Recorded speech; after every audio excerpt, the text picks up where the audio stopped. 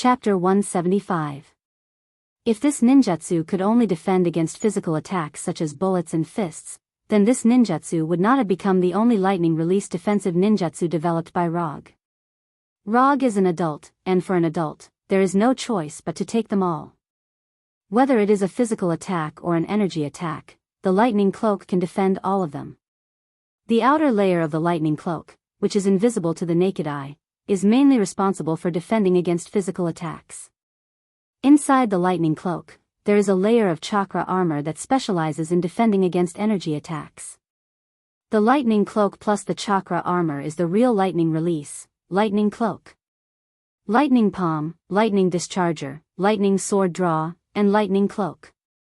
This is the scientific research result obtained by ROG after carefully studying Electric Man Max.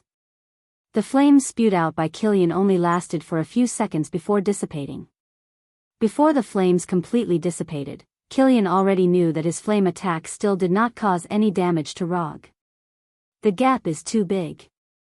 Killian, who was constantly eroded by a strong electric current, showed a helpless wry smile. All the counterattacks were declared a failure. Killian couldn't help but think of the night 13 years ago again, the night when everyone was celebrating while he tasted the pain alone on the roof. However, even in this desperate situation, Killian still has no intention of giving up. He still has one last trick. An attack that can only be used once in a lifetime. Self-explosion. Pushing Extremis to the extreme, overheating himself, thereby creating a terrifying self-explosion with a temperature as high as thousands of degrees. This kind of overload self-explosion was originally a flaw that Extremis had not been completely perfected. But at this time, it became Killian's last trump card. Although he will definitely die after self-explosion. But now he obviously won't care about this. Instead of being electrocuted alive, it is better to take the initiative to self-destruct. At least in this way, he can die with more dignity. ROG noticed that Killian wanted to self-destruct.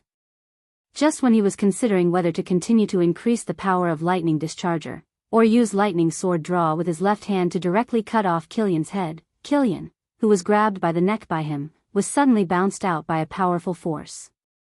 This sudden attack was not directed at ROG, but directly at Killian in his hand.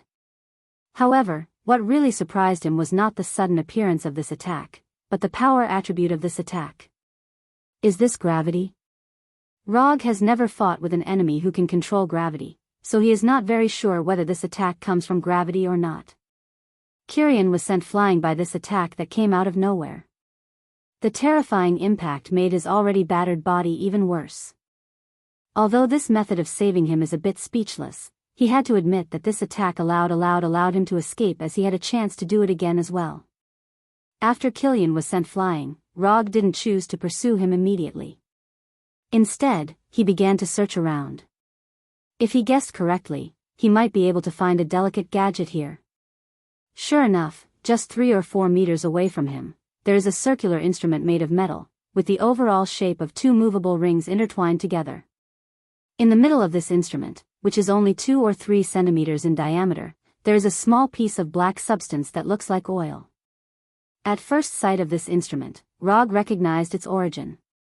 The small gravitational proton instrument was built by Ian Queen's Queen Group. The black substance inside is the gravitational proton that can control gravity. 9-headed Hydra, interesting.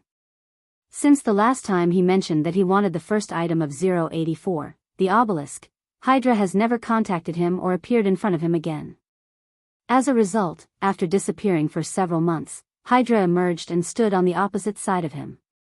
The ambitious Hydra will not let go of any opportunity to strengthen themselves, and Killian's Extremis perfectly meets their requirements. While ROG was looking for the small gravitational proton instrument, Killian did not waste this rare opportunity. He dragged his body, which had not fully recovered, and walked towards the laboratory on the fishing platform without looking back.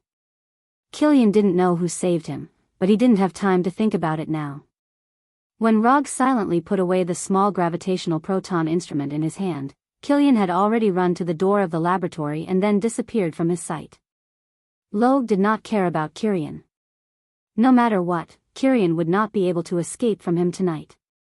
He has firmly remembered the energy characteristics of Killian's body.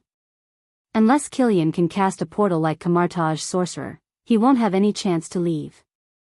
Although Hydra's people hid well enough and were careful enough when launching attacks, their caution was destined to be meaningless. Chakra perception. Rog instantly confirmed the location of everyone on the dock. Excluding Killian's men and Colonel Tawny Road, the rest are naturally Hydra's people. As for whether these life energy signals will be ordinary people on the dock, this is a question that doesn't need to be considered at all. No ordinary person will stay on the dock at this time, unless he has some ulterior motives. 3 people in a team, a total of 9 people. After determining the number and location of Hydra, Rog suddenly had a small plan. When dealing with Electric Man, he deliberately exchanged 2 ninjutsu, for Symbol's seal and King Kong's seal from the system. But because of Electric Man's disappointment, he didn't use King Kong's seal. However, at this time, he suddenly had the idea of using King Kong's seal. There are a total of 9 people, so 9 chains are enough. With a thought, 9 golden chakra chains emerged from Rog's back, flying behind him like 9 tails. The number 9 has a different meaning for ninja. 9 symbolizes cheating and strength. When 9 thick chakra chains emerged from Rog's back, the 9 Hydra warriors hiding in the dark couldn't help but feel shocked, and a sense of danger immediately surged in their hearts. Before they set off, they knew that the people they were going to face this time were extremely dangerous and extremely ferocious. Once they were found, their chances of survival were infinitely close to 0. But even so, they still took the mission and came here without hesitation. Chapter 176.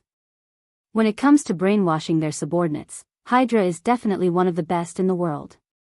Even S.H.I.E.L.D., which has the name of a justice organization, is far inferior to Hydra in this regard.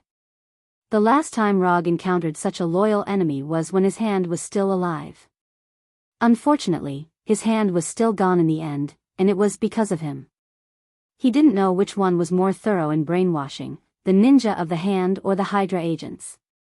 An idea suddenly popped up in Rog's mind as he manipulated the 9 tail-like chakra chains behind him. Although he didn't know where his thoughts were at this time, the 9 golden chakra chains attacked 9 enemies in 3 different directions like lightning. Judging from the strength of the 9 Hydra agents, using the King Kong blockade to deal with them would be a waste of chakra. However, Rog didn't care about this at all. I have a lot of chakra, I don't care, I'm happy to waste it. Second last's amount of chakra is enough for him to waste it unscrupulously. Although squandering is shameful, it can bring pleasure. In the face of the lightning-fast chakra chains, the 9 Hydra agents did not have any intention of retreating. At the moment they accepted the task, they already knew their fate very clearly. Once they are discovered, they will die. They may not be able to change their fate of death, but they can make their deaths more meaningful. Since they have already been exposed, there is naturally no need to hide. The 9 Hydra agents picked up the weapons in their hands at the same time, and then decisively pulled the trigger. 6 automatic rifles took the lead in firing bullets, and the metal bullets flew towards the incoming chakra chains. Then, 3 rocket launchers that looked like rocket launchers but were more technologically advanced than rocket launchers also launched an attack towards Roger. 3 small gravitational proton instruments, driven by the silver-white barrels, flew towards Rog at a speed faster than the speed of sound. These Hydra agents witnessed the scene of Rog using Raijin to block the bullets and Killian's attack, but at this time, they still aimed their most powerful weapons at Rog himself, not the incoming chakra chains. The golden chakra chains are not easy to deal with at first glance, and attacking these chakra chains will not change the outcome of their death. Therefore, instead of attacking the chakra chains, it is better to put hope on the small gravitational proton instruments and hope that these small but powerful gadgets can injure or directly kill Rog. As long as Rog is injured or killed, these chakra chains will naturally disappear. The way these Hydra agents responded was not wrong, but they underestimated Rog and overestimated the power of the small gravitational proton instruments. It took less than a second for these small gravitational proton instruments to fly in front of Rog, and then they were blocked by the invisible Raijin. The strong electric current quickly disintegrated the shape of the instrument, and 3 gorgeous ripples visible to the naked eye appeared on the left and right sides of Rog. While the Raijin disintegrated and blocked these gravitational proton instruments, these instruments also released a powerful impact force that was enough to knock out a heavy truck. With Rog's location as the center, the ground within 10 meters in diameter cracked instantly, spiderweb-like cracks spread around, and the shattered stones were further crushed under the influence of chaotic gravity. The gravitational proton not only strengthens the gravity in Rog's location, but also forms a chaotic and dangerous terrifying gravitational field. If it was an ordinary person, they would have been crushed into a disgusting mass of meat at the moment the gravitational field was formed. Then, under the influence of chaotic gravity, it changed from a solid mass of meat to a torn and flying strip of meat. In terms of the nature of energy, gravity is definitely a high-end energy attribute. But high-end does not mean absolute strength. Quality is important, but quality without quantity is weak. With the 3 groups of gravitational proton that are not even as big as Rog's little finger, they want to break through his carefully developed Raijin. Don't be kidding. If the Raijin was so easy to break through, Rog would jump from the port now and swim back to New York. The terrifying and dangerous gravitational field only lasted for less than 10 seconds before dissipating on its own, leaving nothing but gravel on the ground. Although Roger didn't move from his spot, the 9 chakra chains were still carrying out his orders faithfully. The 9 Hydra agents didn't even wait for the gravitational field to disappear before their chests or necks were broken by the chakra chains.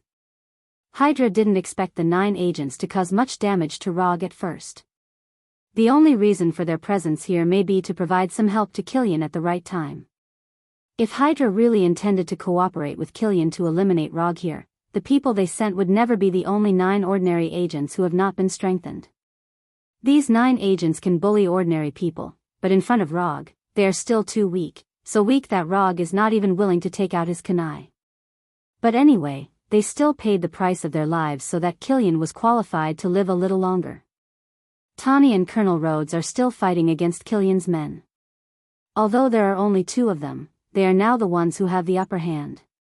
Tawny is even fighting 1 against 3, by constantly changing his Iron Man armor. He is fighting against 3 desperados at the same time, and he is also fighting very well. As for the unlucky President Ellis, he is still hanging high above the oil tank at this time. Colonel Rog is quickly approaching President Ellis with the help of his Iron Man armor, trying to rescue him and retrieve his war machine. After roughly observing the situation of Tawny and Colonel Rhodes, Rog looked at the laboratory on the fishing platform. After dealing with Killian, he can go home. It will be a good Christmas Eve. Just as Rog was about to take out the flying Thor and fly directly to the laboratory, Killian, who had disappeared for a while, took the initiative to come out of the laboratory. It's still the same appearance as before. Except for the fact that his shirt has completely disappeared, Killian looks no different from before. If the change in size doesn't count. Killian's body was originally about the same size as Rog, but now, he is half a meter taller than Rog. In addition to the skyrocketing height, his body has also become a lot thicker, and his muscular right arm is even thicker than Rog's thigh. If his skin could turn green, then he would look like a small Hulk injected with extremis. Chapter 177. Second enhancement. That's interesting. Although Rog didn't witness what Killian did in the laboratory, it wasn't difficult to guess from his current appearance. The brief fight just now, or rather, the one-sided abuse, made Killian fully aware of the strength gap between the two. If he wants to defeat Rog, he must use some extraordinary means. As one of the co-developers of extremis, Killian knows very well what the consequences of injecting an overdose of extremis will be. But now he obviously doesn't care about this. I'm not even afraid of self-destruction, what else can I be afraid of? And things have developed to the present, and he has nothing to lose. Either he defeats Rog and leaves here alive, or he loses and says goodbye to the world. Although our positions are different, I have to say that you are a respectable opponent. The injection of extremis is definitely not an easy thing to do. Looking at the people who self-destructed because they couldn't bear extremis, you can know that injecting this thing is not easy at all. When the body has reached its limit, he continued to perform a second injection and resisted it. Kieran's willpower alone was enough for Rog to respect him. Respecting the opponent is respecting yourself. If we could have met earlier, maybe we could have become friends. There was a piercing pain in his body all the time, but Killian still said to Rog as if nothing had happened. Yeah, but unfortunately, there are not so many ifs in this world. As soon as his voice fell, Rog entered the lightning release chakra mode. The second round officially begins now. Looking at Rog, who was wrapped in a light blue chakra coat and was surrounded by white lightning, Killian did not hesitate and ran directly towards him. The second injection of Extremis not only greatly changed Killian's figure, but also gave him strength, speed, and energy far beyond his previous strength. The energy intensity in his body is dozens of times stronger than before, and his overall strength has undergone a qualitative change. If he was like a small fire made of branches before, then now he is a towering tree drenched in oil and burning crazily. At his current burning speed, even if Rog ignores him completely, he will directly exhaust all his energy and vitality in more than half an hour, and finally die of exhaustion. This half an hour is the peak state of Killian's life. Facing Killian, who was running wildly, Rog did not retreat, nor did he dodge, but he also met him head-on. Sometimes, a man's battle is a simple and rough one. Boom! Roger's right fist wrapped in chakra and Killian's right fist fiercely collided with each other. A strong sonic boom burst out, and a terrifying impact force spread out in all directions like a hurricane. At the same time of the sonic boom, the ground where Rog and Killian stood also instantly cracked, and the ground within 10 meters in diameter was instantly covered by spiderweb-like cracks. After the two fists collided, Rog and Killian withdrew their fists almost at the same time.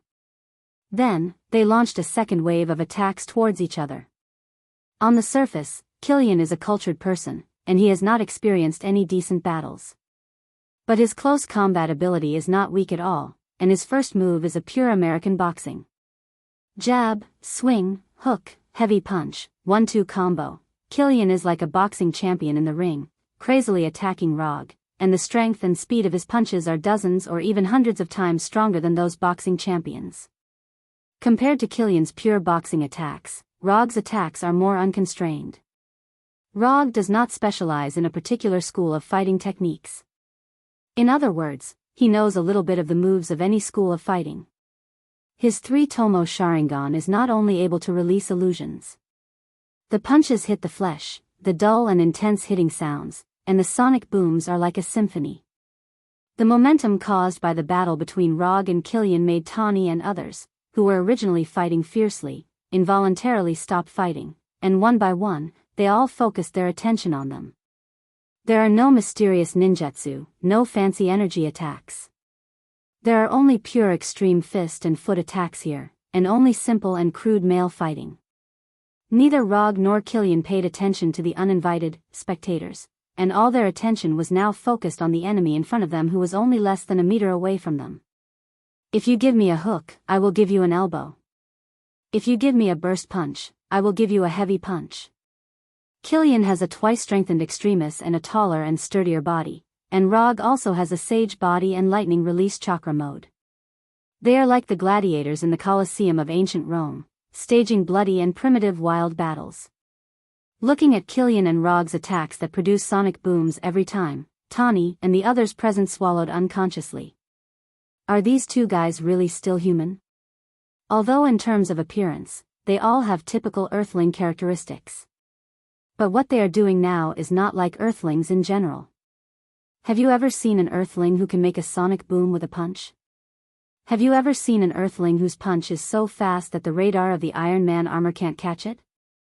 The two below were the ones. Although he has entered the lightning release chakra mode, Rog has to admit that Killian's fists are still quite painful. However, compared with Rog, who has the chakra coat and lightning protection, Killian, who has an advantage in size, is the one who is more miserable. Extremis has greatly strengthened his body, but no matter how it is strengthened, his body is still an ordinary body, not a monster-like body like Hulk's. Every punch that Rog makes will leave a lot of injuries on his body. Either his bones are broken, or his body is directly sunken. If it weren't for the amazing resilience of Extremis, Killian would have been beaten into a pulp by Rog. Although he didn't take any advantage in the melee fighting, Killian still had no intention of retreating. Once he pulls away, he, who lacks long-range attacks, will only be more miserable than he is now. Killian knows this very well, and so does Rog. So at this time, Rog is enjoying the pleasure of fighting brought by Killian to the fullest. Sure enough, men sometimes still need to release their passion on other men. This can let men find the wild passion of another male creature. Under Rog's frenzied attacks, Killian's form changed once again. Chapter 178. Previously, Killian only looked like he had lava flowing in his body, but now, he looked like he had lava flowing in his body. Now, Killian was like the legendary lava giant. His skin had turned dark red like lava. Killian's form changed once again, and he emitted a shockingly high temperature. The surrounding temperature also increased by more than 10 degrees Celsius, and it showed signs of continuing to rise. Killian was now using his actions to prove what it meant to burn one's life. Rog also showed his respect for Killian's willingness to risk his life. Monstrous Strength Fist. Ever since he obtained the Monstrous Strength Fist ability, he hadn't used it in a real battle. The enemies he had encountered before either didn't really want to play this kind of close combat with his fists, or were too weak to be worth him using this move. Bang! Rog's right fist was like a heavy artillery shell fired from a main battle tank, and it fiercely hit Killian's chest. In an instant, a fist-sized dent appeared in Killian's chest, which looked like it was made of magma. His ribs also broke without any suspense. This monstrous strength fist, which could shatter a boulder, didn't send Killian flying, but it made him silently retreat a few steps. Your punch isn't strong enough. After taking Rog's monstrous strength fist head-on, Killian's face showed a crazy smile, and he said to Rog with a ferocious expression. As soon as his voice fell, Killian rushed in front of Rog, and his lava-like right fist directly hit Rog's head. Even if he was in lightning chakra mode, even if he had the body of an immortal. If Killian's fist hit his head, even if Rog wasn't seriously injured, he would have a severe concussion. Of course, the premise was that Killian's right fist could hit Rog's head. Rog didn't prepare to block Killian's fist, nor did he intend to retreat. Just as Killian's fist, which was no weaker than the monstrous strength fist, was about to hit his head, he tilted his head to the left at this critical moment. Killian's right fist brushed his right ear with a distance of less than a centimeter, and then Killian heard his sudden question. Do you know what 1000 minus 7 equals? Of course, Killian knew what 1000 minus 7 equals. However, he didn't intend to answer Rog at all, but took this as a provocation from Rog. Just as Killian was about to cut off Rog's head with his right hand, he suddenly found that his right hand was firmly grasped by Rog. Rog's hands grabbed Killian's right forearm and upper arm respectively, and then his hands suddenly bent. Gotcha! The crisp sound of an elbow joint fracture sounded. To an ordinary person, having his right arm broken was probably an unbearable pain. But to Killian, this pain was nothing. What's more, extremists can repair. However, Killian still misjudged Rog's idea. Breaking Killian's arm was not Rog's real purpose. Just as Extremis was trying to repair the broken right arm, Rog's right hand that grabbed Killian's forearm suddenly exerted force and directly removed Killian's forearm. What is 1000 minus 7 equals? Rog pulled out Killian's forearm directly like pulling out the weeds in the garden, and continued to ask. Killian now has no idea what Rog is going to do. With Killian's silence, Rog's left hand that grabbed his upper arm suddenly exerted force and pulled his upper arm directly off, 1000 minus 7. What the hell is this guy going to do? This kind of injury is nothing to me. Even if his right forearm and upper arm were torn off one after another, Killian still didn't take it to heart. However, after seeing Rog's gaze like a wolf looking at a rabbit, Killian suddenly remembered something. Is he going to? Impossible, this is not his fighting style. Feeling that something was wrong, Killian instinctively wanted to retreat, but it was too late. Rog grabbed his left hand at some point. This guy is really going to do this. Killian didn't have time to withdraw his left hand, and the forearm of his left hand was pulled off by Rog violently, 1000 minus 7. Killian still didn't answer, so the upper arm of his left hand was also torn off. He's going to tear Killian apart. After seeing Rog tear off Killian's hands with great decisiveness, Tawny and Colonel Road had this amazing idea in their minds at the same time. Rog didn't intend to do this. However, when Killian waved his magma right fist towards him, he suddenly thought of an anime character. His left hand was also torn off, and Killian finally confirmed Rog's idea. Although it was a pity to lose his left hand, it also gave Killian a chance to retreat. Without any hesitation, Killian's legs suddenly exerted force, and his whole body directly jumped back. If possible, Killian didn't want to distance himself from Rog.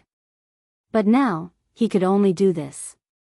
The lost hands could indeed grow back, but it took time, even if it was only a short time of 2 or 3 seconds. If he continued to stay in front of Rog, he would be a sandbag without any power to fight back. Rog didn't seem to see Killian's retreat, letting him run for dozens of meters. Just as Killian breathed a sigh of relief, 4 shining golden chakra chains hit his shoulders and legs, firmly nailing him to the ground. King Kong blockade. Since he planned to imitate Kinmu, he might as well imitate more. Rog is not a ghoul like Kinmu, nor does he have Kinmu's scales, but this does not prevent him from imitating Kinmu. For King Kong blockade wrapped in golden light, and then covered with a layer of chakra coat, can also create tail-like scales. Controlling chakra chains to pull himself behind Killian, Rog once again asked the question that gave Killian a headache, 1000-7. This guy is too much. Killian's hands have been completely restored, but he was nailed to the ground by chakra chains and had no possibility of attacking Rog. Self-destruct. I would rather self-destruct than answer your idiotic question.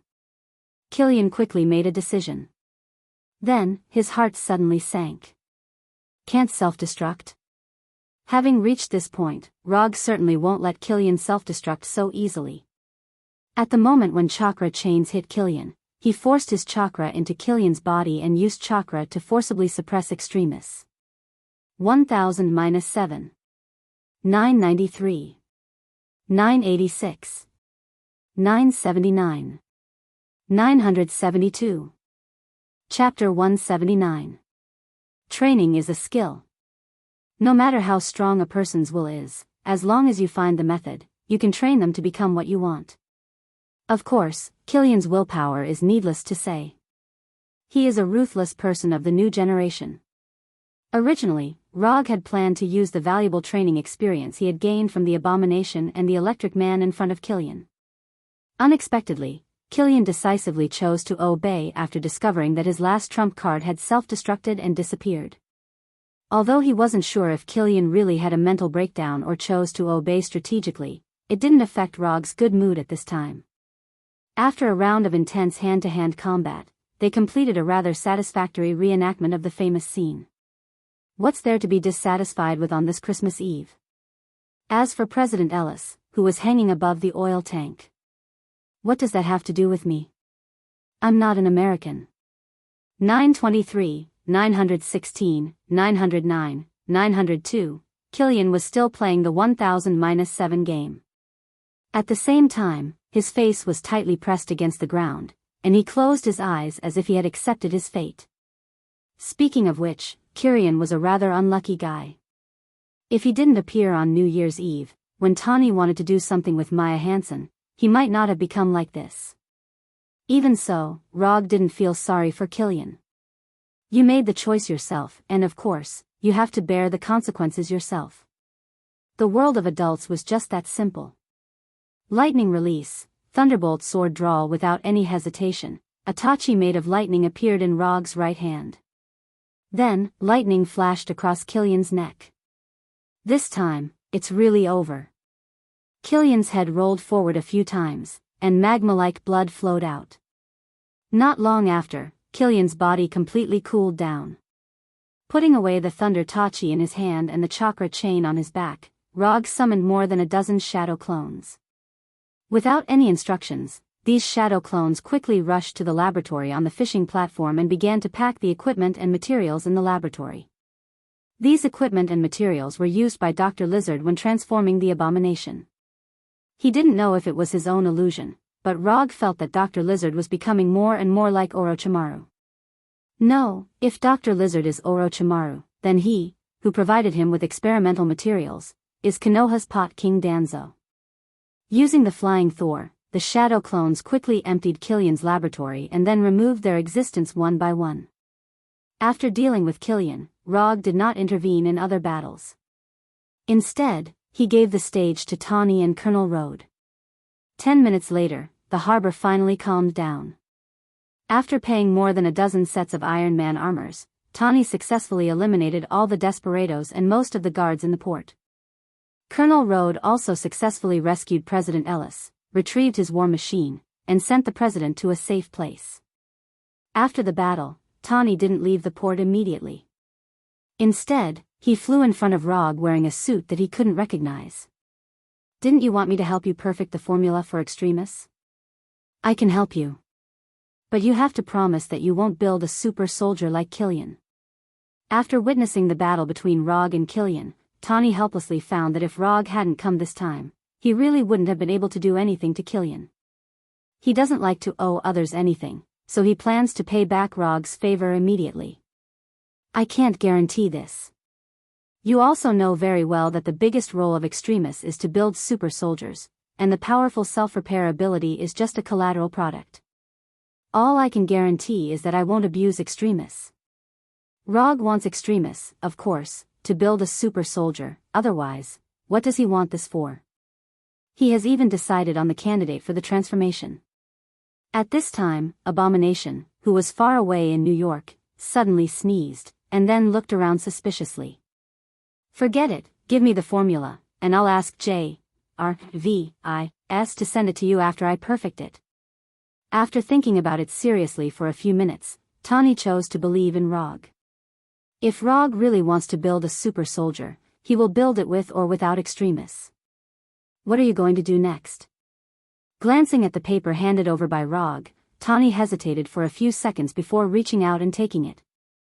Then, like Rog, he sat on the top beam of the fishing platform and looked down at the distant sea.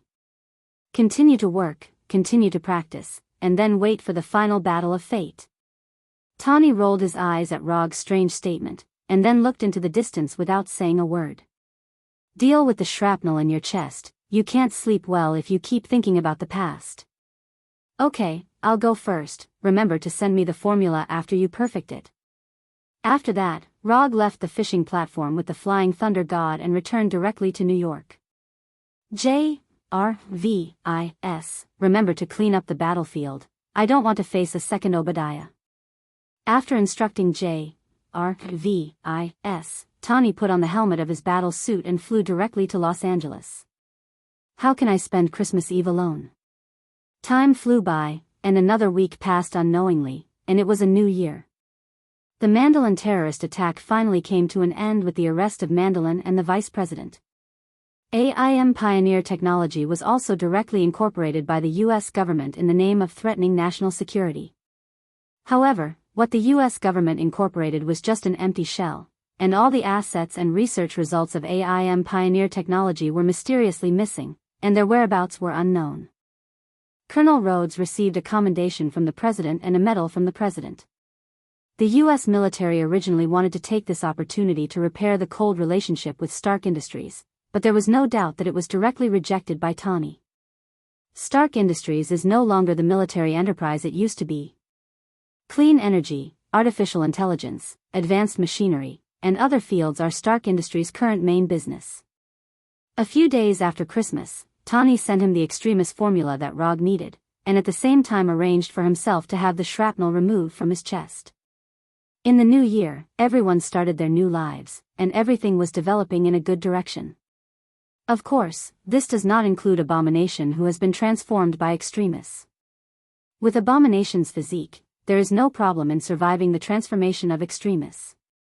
What's more, this is the formula that Tawny has perfected, and even if it fails, there will be no self-destruction. When Rog told Abomination that he didn't have to cooperate with Dr. Lizard's research for the time being, Abomination thought that he had received a long-lost New Year's gift. But he soon found that his idea was a little too naive. Don't hide, it will grow back anyway, there is nothing to be afraid of. Come back here. If you run away again, I'll let the wooden puppet communicate with you. Chapter 180. Since Abomination received the extremist transformation without sequelae, Rog and Dr. Connors have been in a better mood day by day. Rog finally has a living ninjutsu test target and sandbag with some resistance. Dr. Connors can finally do some experiments on Abomination that he didn't dare to do before. Just as Rog said at the beginning, it will grow anyway, there is nothing to be afraid of. The happiness lasted for more than half a month, and Rog left Dr. Connors' lab with Punisher and Abomination. After resting for so long, it's time to repay the small gift Hydra gave him at the dock. In the past half a month, Rog seems to have been playing happily with Abomination every day. But in fact, he has been asking Sky to collect information about Hydra. He even asked Sky to invade the System of S.H.I.E.L.D.'s headquarters. If Rog really wants to tear into Hydra, there is actually a very simple way. That is to release the news that Alexander Pierce, John Garrett, Grand Water, and Brock Rum are all Hydra members. But he didn't do that. Although doing so can hurt Hydra greatly, it will also lead to a desperate and crazy counterattack from Hydra. If he was alone, he certainly wouldn't need to worry about this. But he is not alone now, and he needs to think about the people around him a little. Now is not the time to completely tear into Hydra, just teach them a lesson, and then they will settle the accounts together. And these guys won't be able to jump around for long. According to the information collected by Sky, there are more than a dozen large and small suspected Hydra strongholds in New York. Rog selected the 3 largest strongholds from among them, and then arranged one for Punisher and Abomination. First pull out Hydra's nails in New York, and then play with them slowly. One person captures a stronghold, and it's a Hydra stronghold. This seems crazy, but it's not difficult for Rog and the other 2. Punisher is the body of the Edo Tensei, and as long as he doesn't encounter an attack that just restrains him, he is basically immortal. Abomination originally had good resilience, and with Extremis, he is a veritable battlefield meat grinder. As for Rog, he hopes that Hydra's stronghold can provide him with some unexpected surprises. Although both of you are unlikely to die in battle, I still have to remind you. Hydra is different from the Yakuza members you bullied before. They may have a lot of strange things. Don't lose Konoha's face, you know that? Especially you, Bronsky, don't think about dying on purpose. If you really dare to do this, I will make you like Frank, you won't even be able to taste the taste of the Happy Meal in the future. Frank the Punisher did not have to worry too much. He was a professional, and this was something he was best at. He mainly hates Abomination, and he doesn't know if it's because he's obtuse. His already unstable mental state has become even more unstable, and he doesn't have the qualities that a professional soldier should have. Before he turned into an Abomination, he was a 1 in 1,000 ace warrior, a top-notch soldier who did not lack experience and strength.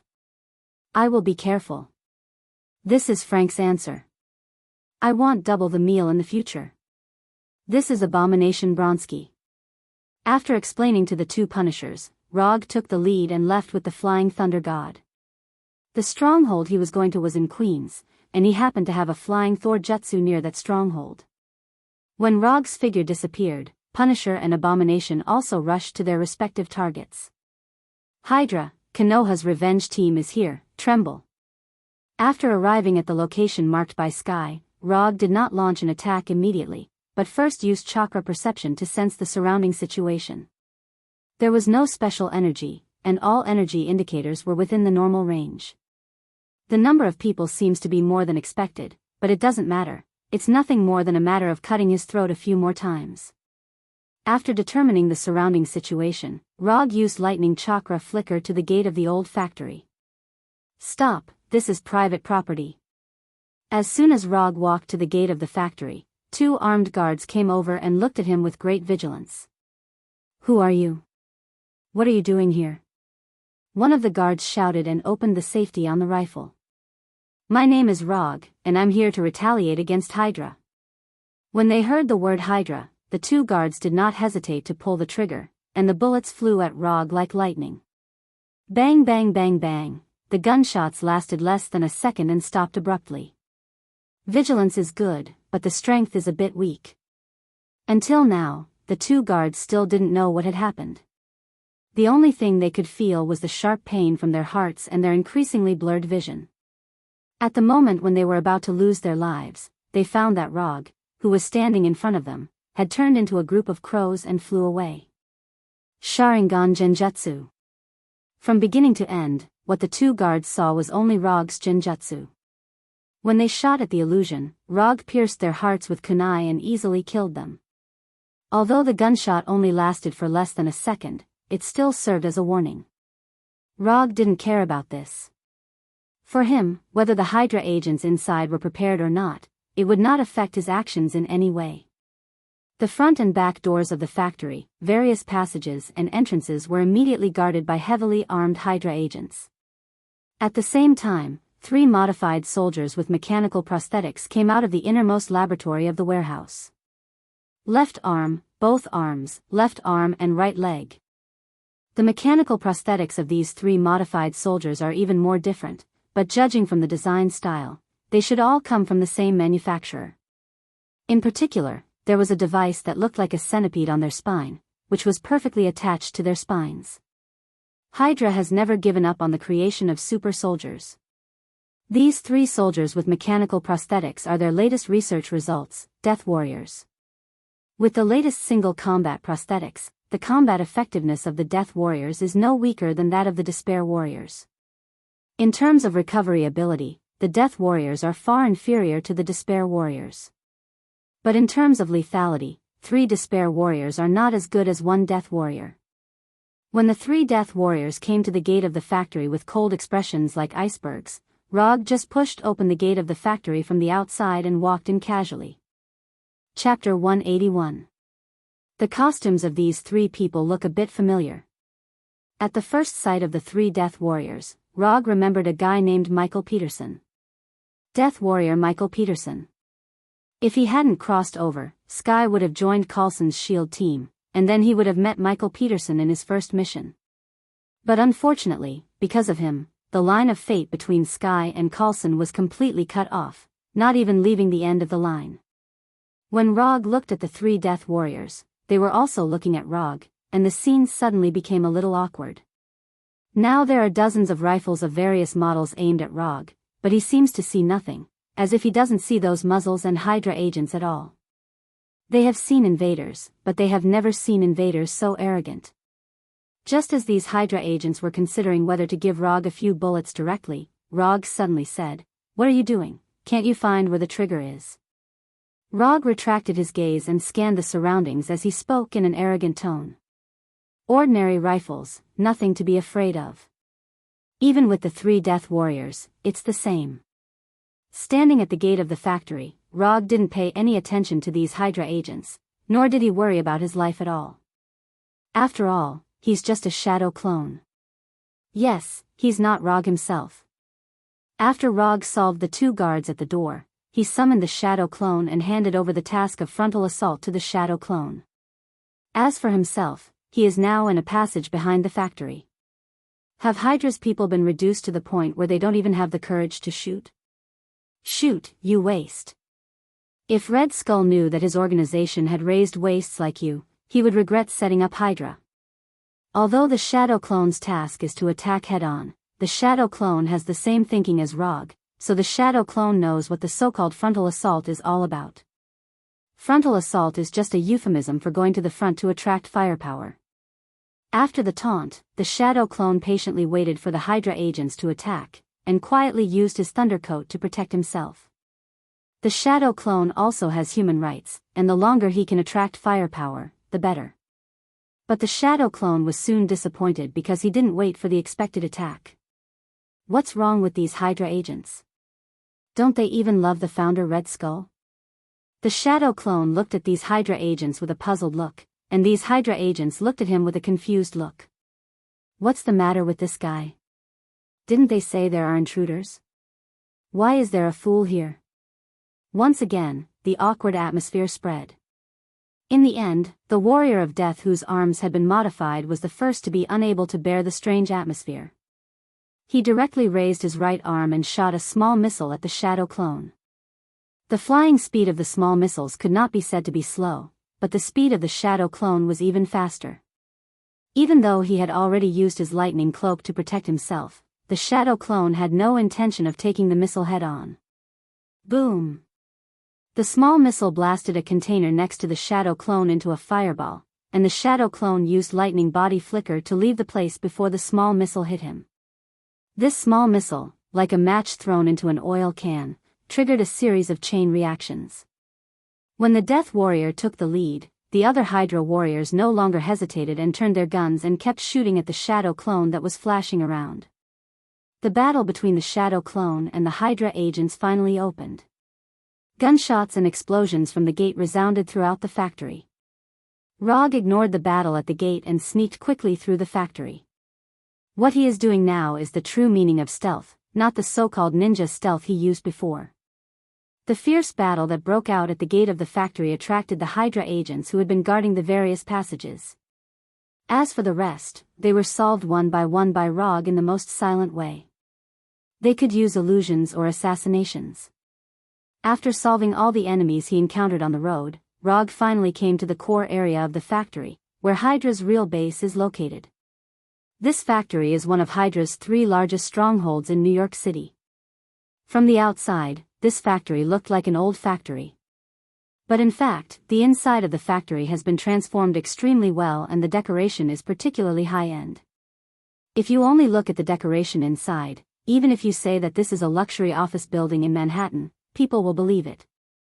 Before entering the core area of the factory, Rog deliberately transformed into a Hydra agent and walked in calmly. Laboratory, ignored. Reception room, ignored. Armory, ignored.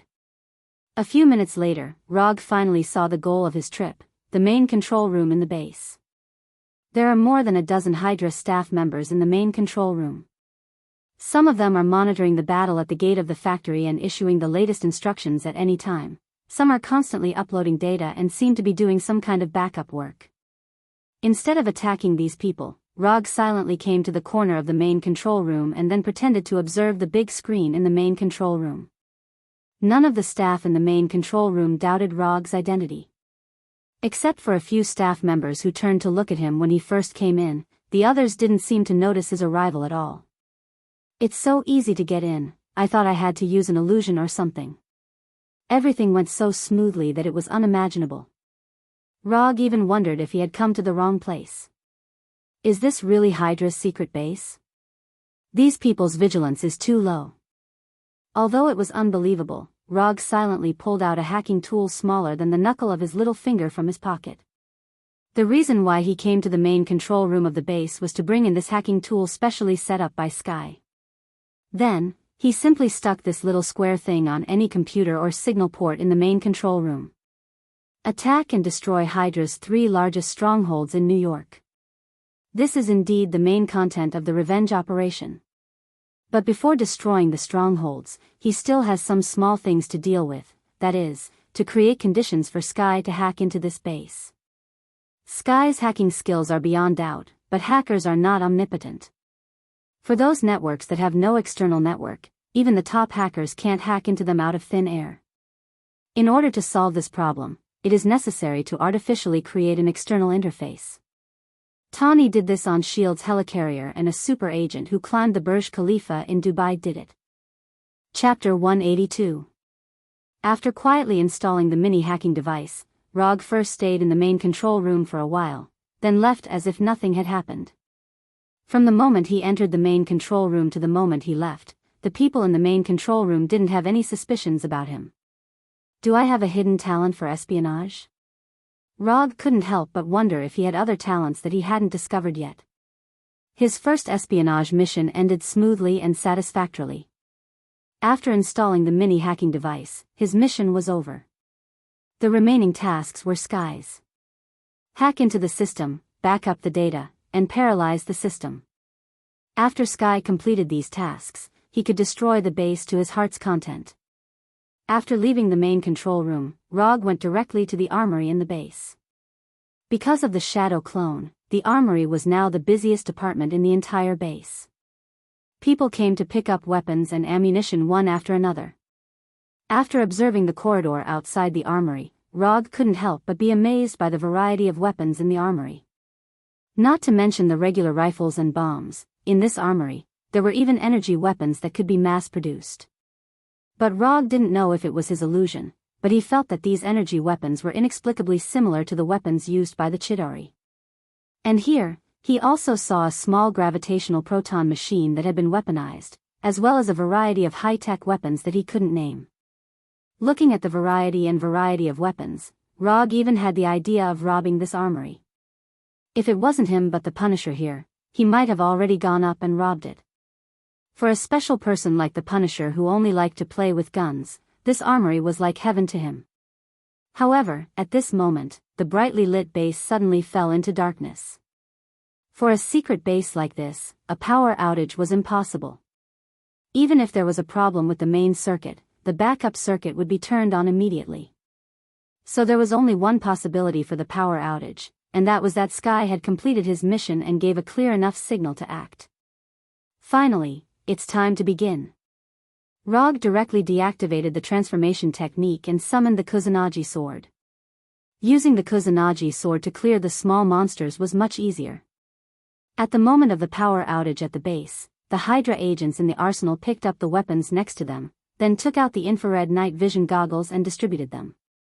This kind of pitch-black darkness was definitely an extremely unfavorable environment for ordinary people.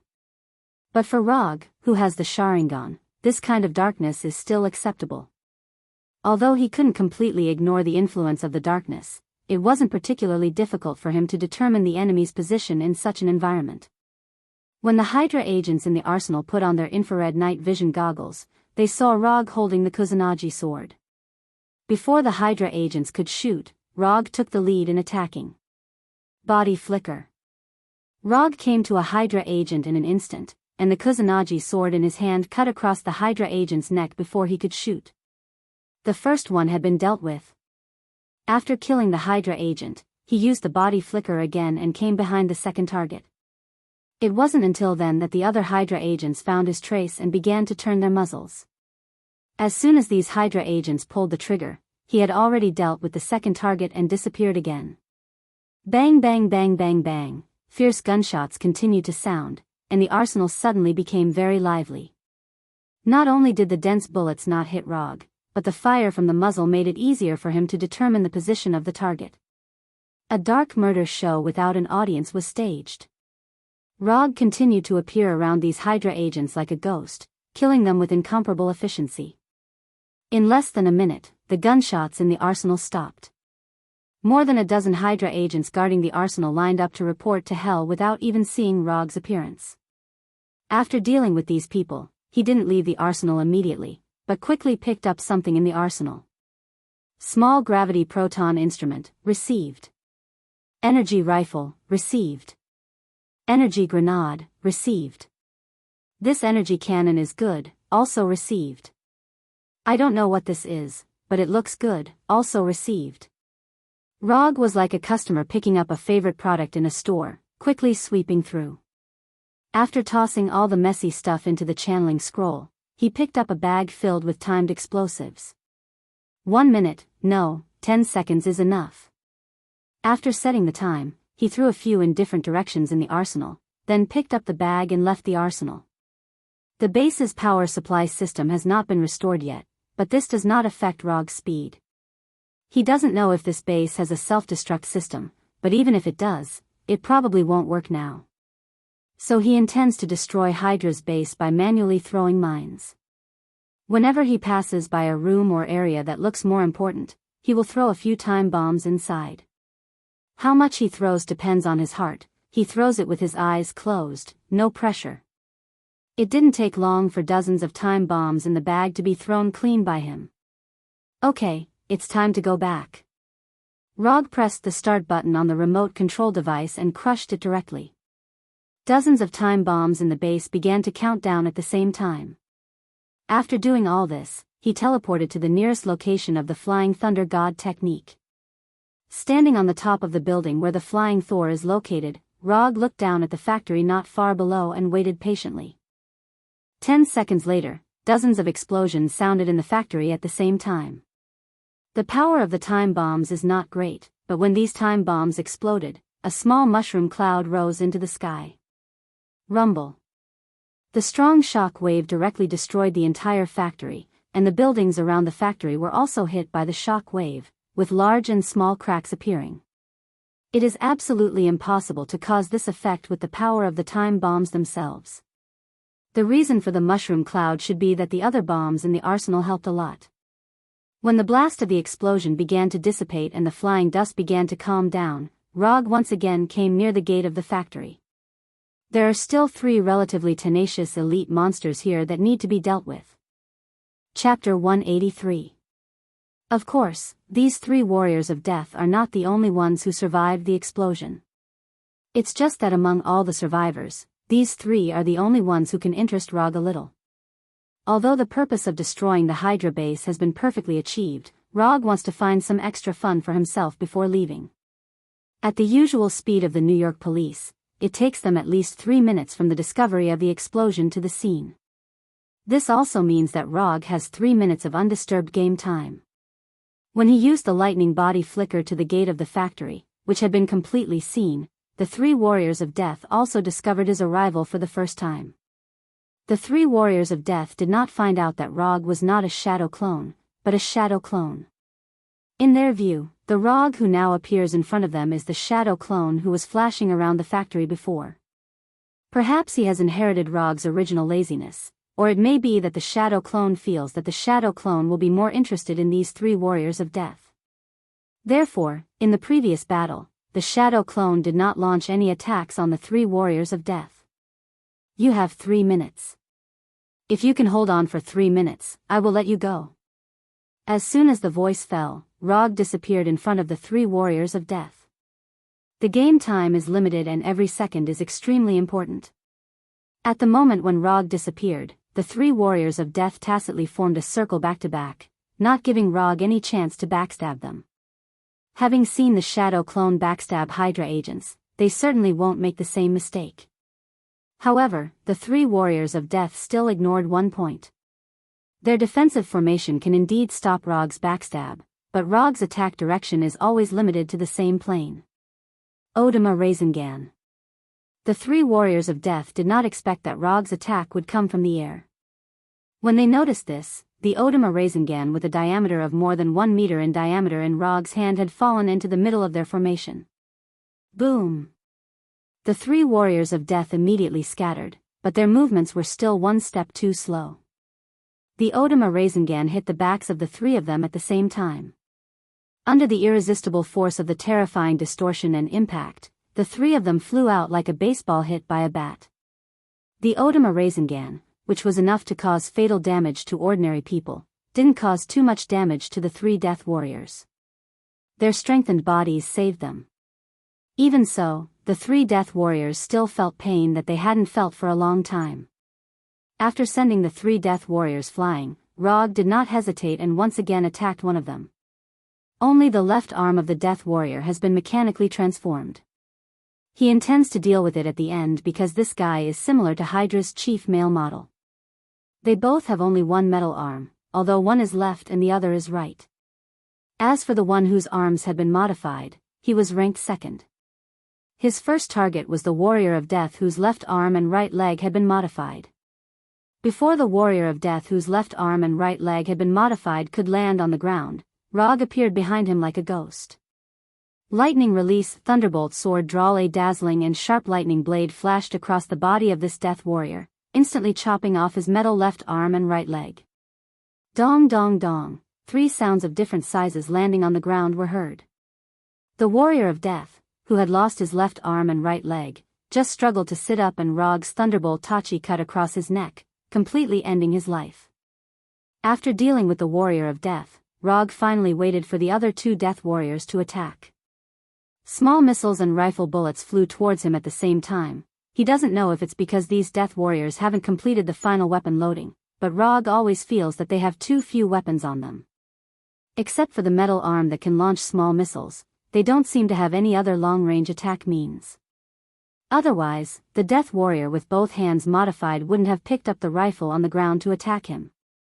Just as the small missile and rifle bullets were about to hit him, he used lightning body flicker again and disappeared. After avoiding the attack of the small missile and rifle, Rog didn't stop and attacked the Warrior of Death with both metal arms. As if realizing that he was being targeted, the Warrior of Death immediately threw away the rifle in his hand. The two metal arms formed fists, and the shape of the arms changed in an instant. Structural components popped out one by one, and then quickly reassembled. In the blink of an eye, the hands of the Warrior of Death turned into a giant barrel, a barrel that was 70 to 80% similar to a Gatling gun. He didn't know if the Warrior of Death randomly chose a direction, or he really found Rog's path. After the hands formed a giant barrel, he didn't even think about it and fired the first shot. Zila. An orange-red sunlight-like beam of light shot out from the barrel and shot straight at Rog, who hasn't shown his figure yet. Mokutand wooden spindle wall. Rows of wood instantly emerged from the ground and formed a curved arch in front of Rog. Rumble. The orange-red beam of light hit the wooden arch without any suspense, and a strong explosion was born, and the orange-red flames swept around like a hurricane. The power of this attack is very good. Although the wooden spindle wall blocked this energy attack, visible cracks also appeared on the arch of the wooden spindle wall, giving a feeling that it would collapse and shatter at any time. As soon as the flames generated by the explosion dissipated, the Warrior of Death launched the second wave of attack. But this time, the energy cannons in his hands didn't shoot out orange-red energy beams, but fist-sized energy shells. Boom boom boom boom boom, one by one, the energy shells continuously hit the arch formed by the wooden spindle wall, and the cracks on the arch became more and bigger. Because of the sudden outbreak of the Warrior of Death, Rog was temporarily suppressed in the arch. From the situation at the scene, it seemed to be the case. But the fact is, Rog in the arch had no intention of leaving at all. If he wanted to leave here, a flying Thor would be directly done. Just when the Warrior of Death was slightly relieved and thought that he had the initiative, Rog in the arch silently cast a ninjutsu that he hadn't used for a long time. Mokutan would Dragon Jutsu. The Warrior of Death didn't realize that something was wrong. Now he was enjoying the pleasure of shooting wildly, enjoying the pleasure of the energy shells exploding around Rog. But soon, he found that the ground under his feet seemed to tremble.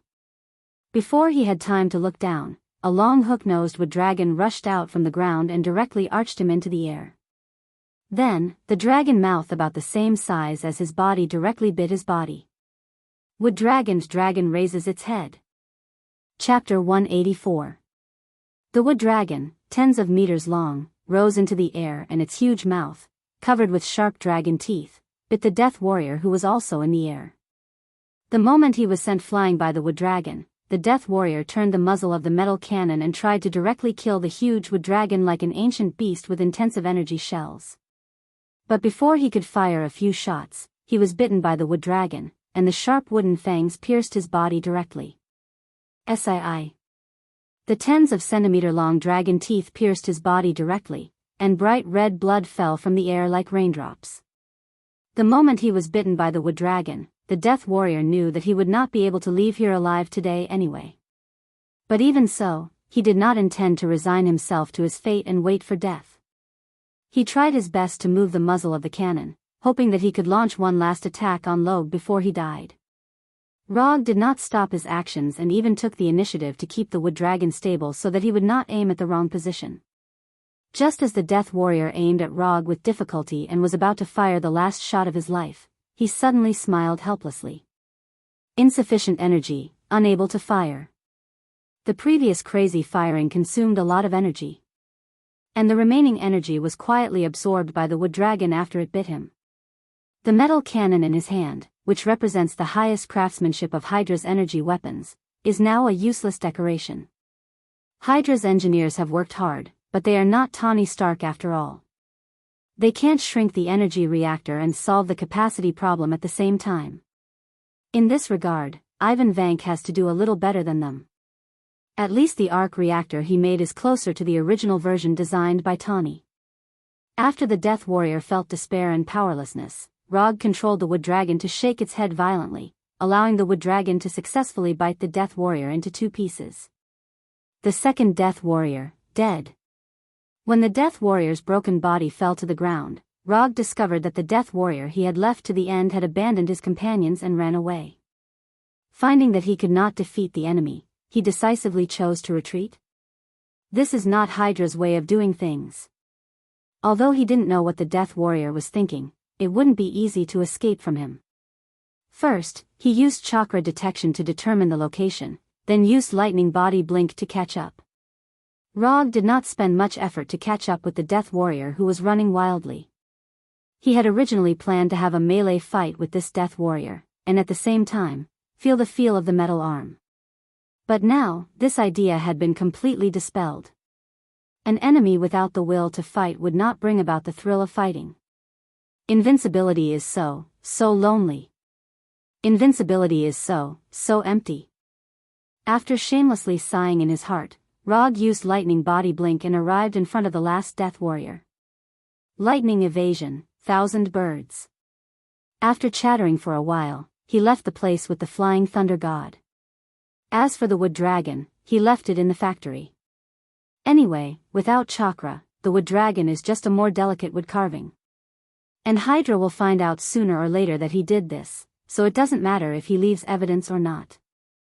After returning to the office through the Thor, he went directly to Sky's office where the lights are not turned on all year round.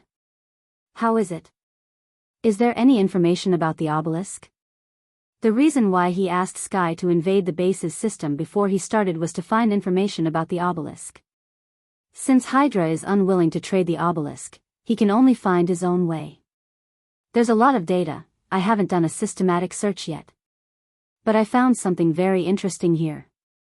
After that, Sky opened a file. This document is obviously a confidential document. Not only is it top secret, but it also has a lot of key information painted in black. This is a typical style of government agencies, and it is obvious that it is the work of S.H.I.E.L.D. But now it's hard to tell whether this is something made by S.H.I.E.L.D. or Hydra's own. Mutants, superpower race, immortality, this is too much of a coincidence, right? Sky may not be able to see what these words mean together, but Rog is basically sure that this is a document about Sky's mother, Jiaying. Is this the so-called fate? Isn't this too unreasonable? Although it is a very unreasonable thing to reason with fate, but in this reasonable world, you can't be too unreasonable. Rog suddenly felt a little speechless. He was still trying to find information about the obelisk, and Sky found a document about her mother from Hydra's database. This is very good and powerful. Don't worry about this, focus on finding the obelisk first. Rog calmed down and said to Sky in a calm tone. Before Sky awakens as a mutant, it is better to let her have less contact with these things. These things can easily affect fate if they are exposed to too much. Oh. But I think Hydra's plan is still a bit crazy. How can there be immortal people in this world? I guess they are crazy about superpowers, so they think there is a magical superpower race in the world. Sky didn't notice anything, but felt that Hydra's people were a little nervous. But what she didn't know was that there really was such a person in the world, and that person was her mother. Although her mother's way of immortality is not the same as she imagined, it is basically in line with the concept of immortality. It makes sense. Although he knew that Sky's inference was wrong, he nodded in agreement. More than an hour later, the Punisher and Abomination returned to Dr. Connor's laboratory and reported the results of the operation to him. Both bases were destroyed. But as he expected, the Punisher and Abomination were also attacked by Hydra's new energy weapons. However, one of them has an immortal body, and the other has a thick skin and fast blood recovery, so neither of them suffered any fatal injuries, but it took a little more effort. Very good. Next, be vigilant and be careful of Hydra's revenge. Hydra will definitely receive the gift he sent out, but it is uncertain whether Hydra who received the gift will return the gift. Hydra was sometimes very rational, but at other times, it could be very crazy.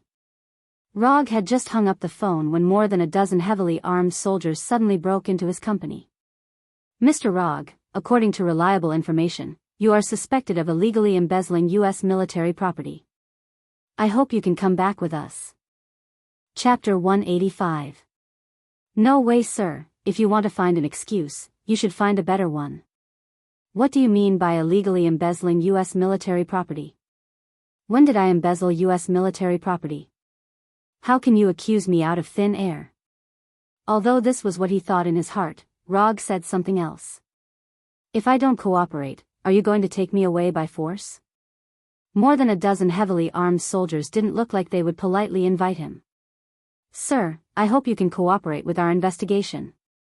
The leading officer didn't care about the dissatisfaction in Rog's tone and said with a righteous face. You are not qualified enough for me to cooperate with you, do you understand, Lieutenant? Let your immediate superior do it, you are not qualified. After saying that, he returned to the office without looking back. They came to his door inexplicably and then asked him to cooperate with the investigation. Rog didn't know who sent these soldiers, but he could guarantee that these soldiers would never dare to do anything here. For ordinary people who don't know the truth, he is at most an entrepreneur with a little money. But for those who have a certain status and channels, it is no secret that he is the masked man. Rog's behavior of ignoring them made more than a dozen soldiers present feel uncomfortable. Several soldiers even silently turned on the safety of their rifles. However, their actions were quickly stopped by the first lieutenant. Don't cause trouble for me, pack up, let's go. The lieutenant was also very upset, but he also didn't dare to do anything here. The order he received was to ask Rog to go back for investigation, not to arrest Rog for investigation. These soldiers eventually left the company with gloomy faces and in a bad mood. More than 10 minutes later, an unfamiliar number called directly to the landline in Rog's office. Rog, this is Thaddeus Ross, we met at Culver University. The caller was none other than General Ross. After Banner became a member of the Avengers, General Ross' plan to capture Hulk came to an end. In addition, he hated the bad influence that Bronsky had caused in New York, so he was directly transferred from his original position and became an idle general. Although he spent most of his life in the army, when he began to develop the role of a politician, he showed shocking skills. After a series of political transactions and operations, not only did he successfully return, but he also jumped from a big shot in the military to the Secretary of State. I remember you, General Ross. Your daughter, Betty, once came to me for a mission. Long story short, I have a plan now, and I'm sure you'll be interested. If it's convenient for you, I hope you can come to Washington, and we can talk in person. Even though he had become a politician, General Ross still maintained the fierce style of a soldier and did not speak nonsense. General Ross personally invited me, so I have to give him face. Although he didn't know what General Ross was going to do, Rog didn't mind talking to him face to face. I've already retired from the military. I'm now the Secretary of State. After that, Secretary Ross hung up the phone. He was actually promoted, what a lucky old man. More than 2 hours later, Rog arrived at Washington by military transport plane, and then came to Secretary of State Ross' private manor under the protection of a team of U.S. Army Special Forces. In the garden of the manor, Rog saw Secretary of State Ross in a casual suit. Sit anywhere. After throwing the frisbee in his hand, Secretary of State Ross came to Rog and sat down casually. Before the frisbee in the distance landed, it was bitten by a golden retriever in good condition, and then it trotted all the way back to Secretary of State Ross, wagging its tail, waiting for its owner's reward. After retiring from the army, this is the only fun left. Cigars from Miami. Would you like one? Secretary of State Ross took out a cigar from the cigar box and said, No need. I don't have such a habit. Not to mention cigars, Rog doesn't even smoke ordinary cigarettes. Caring for the body starts from refusing cigarettes. When Secretary of State Ross slowly lit a cigar for himself and took a puff, he continued to say to Rog, Rog, what do you think of the Avengers organization? Nothing, I'm not one of them. The existence of the Avengers does make the world a lot safer, but they also bring more challenges. Since their appearance, more and more supers and enhancers have appeared around the world. They bring peace, but they also bring new challenges. Secretary of State Ross looked at the sky in the distance and spoke in a tone that was completely different from his previous tough style. Just say it, what's your plan? You sent someone to New York to find me. It's not to ask my opinion on the Avengers, right? Rog was not in the mood to joke around with Secretary of State Ross. With this kind of time, he might as well go home and play a few games. We're all acquaintances, so I won't be polite with you. I plan to build a team similar to the Avengers, a team that can suppress and even defeat the Avengers when they betray us. Thunderbolt's Secret Service Team. I'll take the lead on the official side. I'll take care of the personnel, equipment, venue, funding, and other issues. But I lack a person who can lead this team, so I hope you can be the captain of this team. After that, Secretary of State Ross handed him a document with the word "Top Secret" written on it. After receiving the document from Secretary of State Ross, Rog did not read it immediately. Instead, he waved his hand and lured the golden retriever next to Secretary of State Ross. You politicians are not very satisfied with the Avengers, I can understand that. However, I don't know where you get the confidence to think that I will be like them, obedient to you and beg for mercy. Rog stroked the head of the golden retriever and spoke in a calm tone, but it released a strong sense of oppression. What kind of joke is this? I don't even want to join the Avengers, and you want me to join the Thunderbolt Secret Service team? Have you lost your mind from smoking cigars? Can you release the clip first? Secretary of State Ross did not directly answer Rog's question. Instead, he asked Rog to release the golden retriever. It's called a clip? That's a good name. Rog did not release the clip, and the clip seemed to enjoy his touch and wagged its tail contentedly. You misunderstood. We don't want you to become a member of the government. We just want you to lead this team. Or, you can simply understand that you are a coach. The background of the members of the Thunderbolt Secret Service team is somewhat complicated, so we need someone who can control them and make them willing to listen to arrangements. We won't order you to do any tasks, and you don't need to be responsible for us.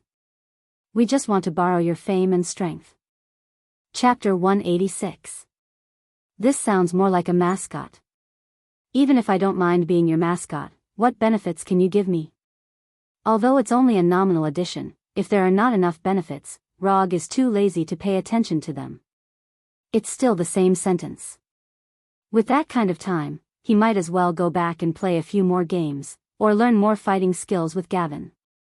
Is the latest game not good enough, or Gavin is not fun anymore? $500 million a year, plus equipment worth $500 million. Even if you want an F-22, we can give it to you. In addition, you can freely mobilize resources belonging to Thunder agents, such as scientific research teams, intelligence networks, special equipment, etc. It has to be said that the people behind Ross are really sincere. With this kind of condition, even the well-informed Rog can't help but be slightly moved. Up until now, the largest commission reward he had ever received was only $500 million. And as soon as Ross made a move, he directly doubled this record. You are indeed very sincere, and it can be seen that you have also spent enough effort investigating intelligence. Whether it's equipment or a scientific research team, these things are basically what Rog needs at present, or what he will need in the near future. For the two combatants, Punisher and Abomination, equipment will not be a problem no matter how much. Dr. Connors will also be happy to accept the scientific research team and special equipment. As for the intelligence network, it's Sky's favorite. Since the Avengers appeared in the Battle of New York, S.H.I.E.L.D.'s hand has been stretched longer and longer, and some people are very dissatisfied with their practices. So we need a team that can compete with the Avengers, at least on the surface. Ross took a puff of his cigar and said faintly. The appearance of the Avengers has made S.H.I.E.L.D.'s reputation and power reach the highest point in history. Some people are glorious, and naturally, some people are lonely. For example, those military bigwigs. What was originally the Army's job is now done by S.H.I.E.L.D. The power that originally belonged to the Army has now become S.H.I.E.L.D.'s power. People who are used to power absolutely can't stand their power being nibbled away little by little.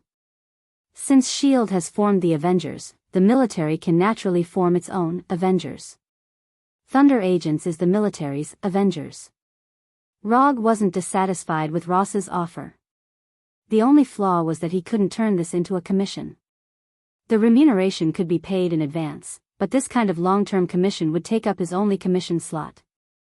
Unless he didn't plan to accept any commissions for the next year, he really couldn't turn this into a commission. Forget it, one shouldn't be too greedy. Ninja coins can be earned from other places, but Ross's invitation won't last forever. If he refused today, Ross might turn around and find someone else. He was the most suitable candidate, but not the only one. Prepare for the press conference. Also, remember to help me settle the tax issue. I want $500 million. The IRS was a very special existence. Whether you were a superhero or a supervillain, these guys would dare to come to your door and collect taxes, and they would not miss a single cent. However, Ross and the people behind him could definitely help him settle the tax issue. It was only now that Roger picked up the document on the table and began to read it carefully. Just as he had guessed, the members of the Thunder Secret Service team were all from prison. Luke Cage, Singing Bird, Moonstone, Ghost, Red Tank. There were only 5 people on the list. If Rog was included, then it was just like the Avengers, a 6-person team. However, compared with the Avengers, the members of the Thunder Secret Service team were not as impressive just by looking at their titles. If Rog didn't join, it was estimated that few people would think that this team could compete with the Avengers. Luke Cage, no title, black male, has received experimental transformation of a super soldier, invulnerable, and has extraordinary strength. Singing Bird, Melissa Gold, white female, has the ability to control sound waves. Moonstone, Carla Solfin, white female, has a magical gem called the Moonstone in her body, which has special abilities such as flying, emitting strong light, and being invisible. Ghost, John Morley, white male, genius engineer, no superpower, invented the Ghost invisibility suit, which can make things invisible or make things invisible when touched. The abilities of the first 4 members were somewhat normal. They weren't strong, but they weren't weak either. The only thing that could pique Rog's interest was the Red Tank. Red Tank, real name Kane Mark, white male. According to him, he touched the evil god Ceterax's ruby, so he gained magic power. His power came from the evil god, so it was inexhaustible. Rog chose to ignore his statement. It was just an evil god. Even the father of gods, Odin, didn't dare to say that his power was inexhaustible, let alone an evil god. They had outstanding endurance, strong bodies, and after accumulating potential, they had a terrifying impact that could destroy everything. Other than Red Tank, who was slightly better, the other 4 members could only be said to be barely passable. Rog thought that Ross and the others would carefully select a very good team, but now it seemed that it was just a so-so. Where are they now? I plan to meet them first and see how capable they are. After all, information was just information. As the nominal captain of the Thunder Secret Service team, Rog felt that he needed to personally test the strength of his team members. In the training base in the suburbs, you can check it at any time. Ross had obviously taken this into consideration as well, and had already made all the necessary arrangements in advance. More than an hour later, under the protection of the Marines, Rog came to the training base mentioned by Ross. Although it has been renovated, it was obvious that the former training base was a military camp. However, considering the background of Ross and the others, this is not surprising. When Rog came to an indoor training room the size of a football field, he saw the 5 members of the Thunder Secret Service team. In the spacious training room, Crimson Tank and the others were scattered in different areas. No one spoke, and no one trained.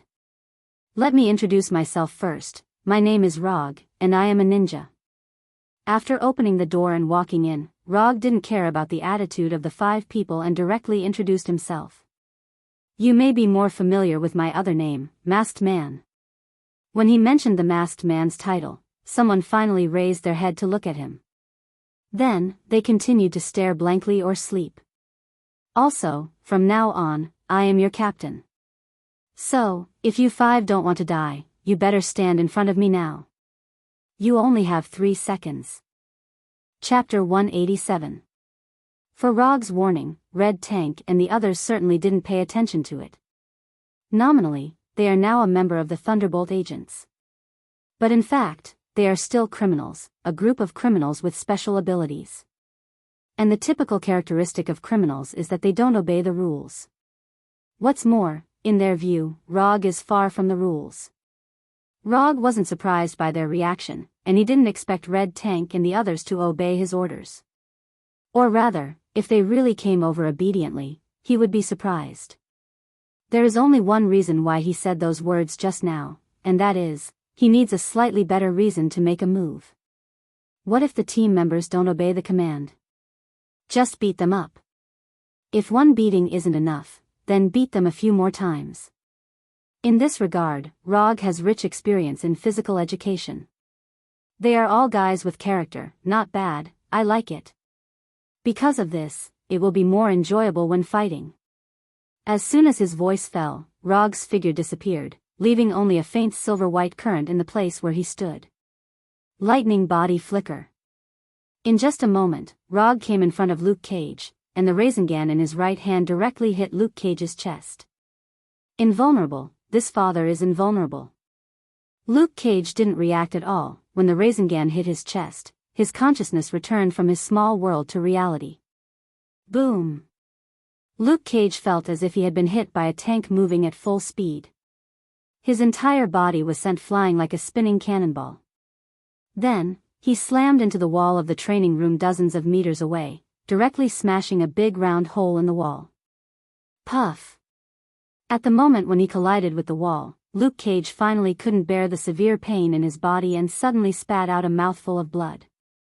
No one thought that Rog would actually make a move. Although they don't know how strong the Rasengan is, from Luke Cage's appearance at this time, the Rasengan attack is definitely not weak. After hitting Luke Cage, Rog didn't pay attention to him anymore and began to choose the next target. Moonlight Stone and Crying Bird are both women, so I will teach them later. Red Tank has rough skin and thick flesh, so it may take a little longer. Then, the only one left was John Morley the Spectre. Among all the team members, Spectre was the only one without superpowers. He could only rely on the Spectre combat suit that he had developed himself. When Rog's gaze fell on him, John Morley unconsciously gulped and immediately activated the Ghost Battle Suit's stealth mode. This guy was very dangerous. As soon as this thought appeared in John Morley's mind, Rog appeared in front of him. Don't be afraid, he can't see me. Don't be afraid, he can't find me. Don't be afraid. While Ghost John Morley was still hinting at himself, Rog directly raised his right leg and kicked forward. In the eyes of others, Rog's kick was like kicking air. But in the next second, they understood the reason. Bang! A dull thud suddenly sounded, and John Morley, who was invisible, was sent flying by a kick. John Morley was sent flying for more than 10 meters before he landed heavily on the ground. You want to play stealth mode in front of me? Who gave you the confidence? If John Morley did not enter stealth mode and directly entered invisibility mode, Rog might have to spend more effort. But he was too confident that Rog would not be able to see through the Spectre combat suit's stealth mode. The second one was taken care of. At this point, other than Red Tank, no one would think that Rog was joking. Moonlight Stone and Crying Bird Melissa looked at each other and took the initiative to attack. Rather than passively defending, it was better to take the initiative to attack. That way, they might be able to take the initiative. Crying Bird Melissa opened her beak slightly and emitted ultrasonic waves that could not be heard by the human ear. Crying Bird's ultrasonic attack was invisible. Not only was it difficult to detect, it was also very difficult to defend against. There were many ways to use ultrasonic waves, and if used well, it could definitely become a very powerful superpower. But unfortunately, Crying Bird's current use of ultrasonic waves was far from its limit. Although Rog did not hear the ultrasonic waves emitted by Crying Bird Melissa, he was keenly aware of the changes in himself. He started to lose his consciousness and started to hallucinate. You shouldn't have played mind attacks in front of me. But since Crying Bird wanted to play, Rog did not mind playing with her for a bit. Sharingan illusion. Crying Bird Melissa, who was silently emitting ultrasonic waves, suddenly saw a pair of blood-red eyes. In the next second, Crying Bird Melissa found that she was the only one left in the training room. As well as an endless amount of disgusting bugs. Her colorful body was filled with needle-like holes, and each hole was densely packed with black dots.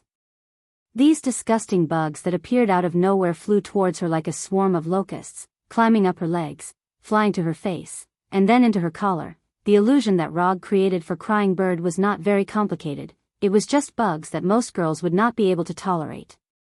Countless bugs, as well as trypophobia that would cause humans to instinctively react. Ah!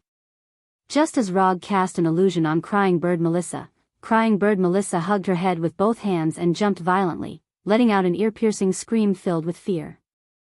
This scream only lasted for 1 or 2 seconds before it stopped, and Crying Bird Melissa fainted as if she had lost her soul.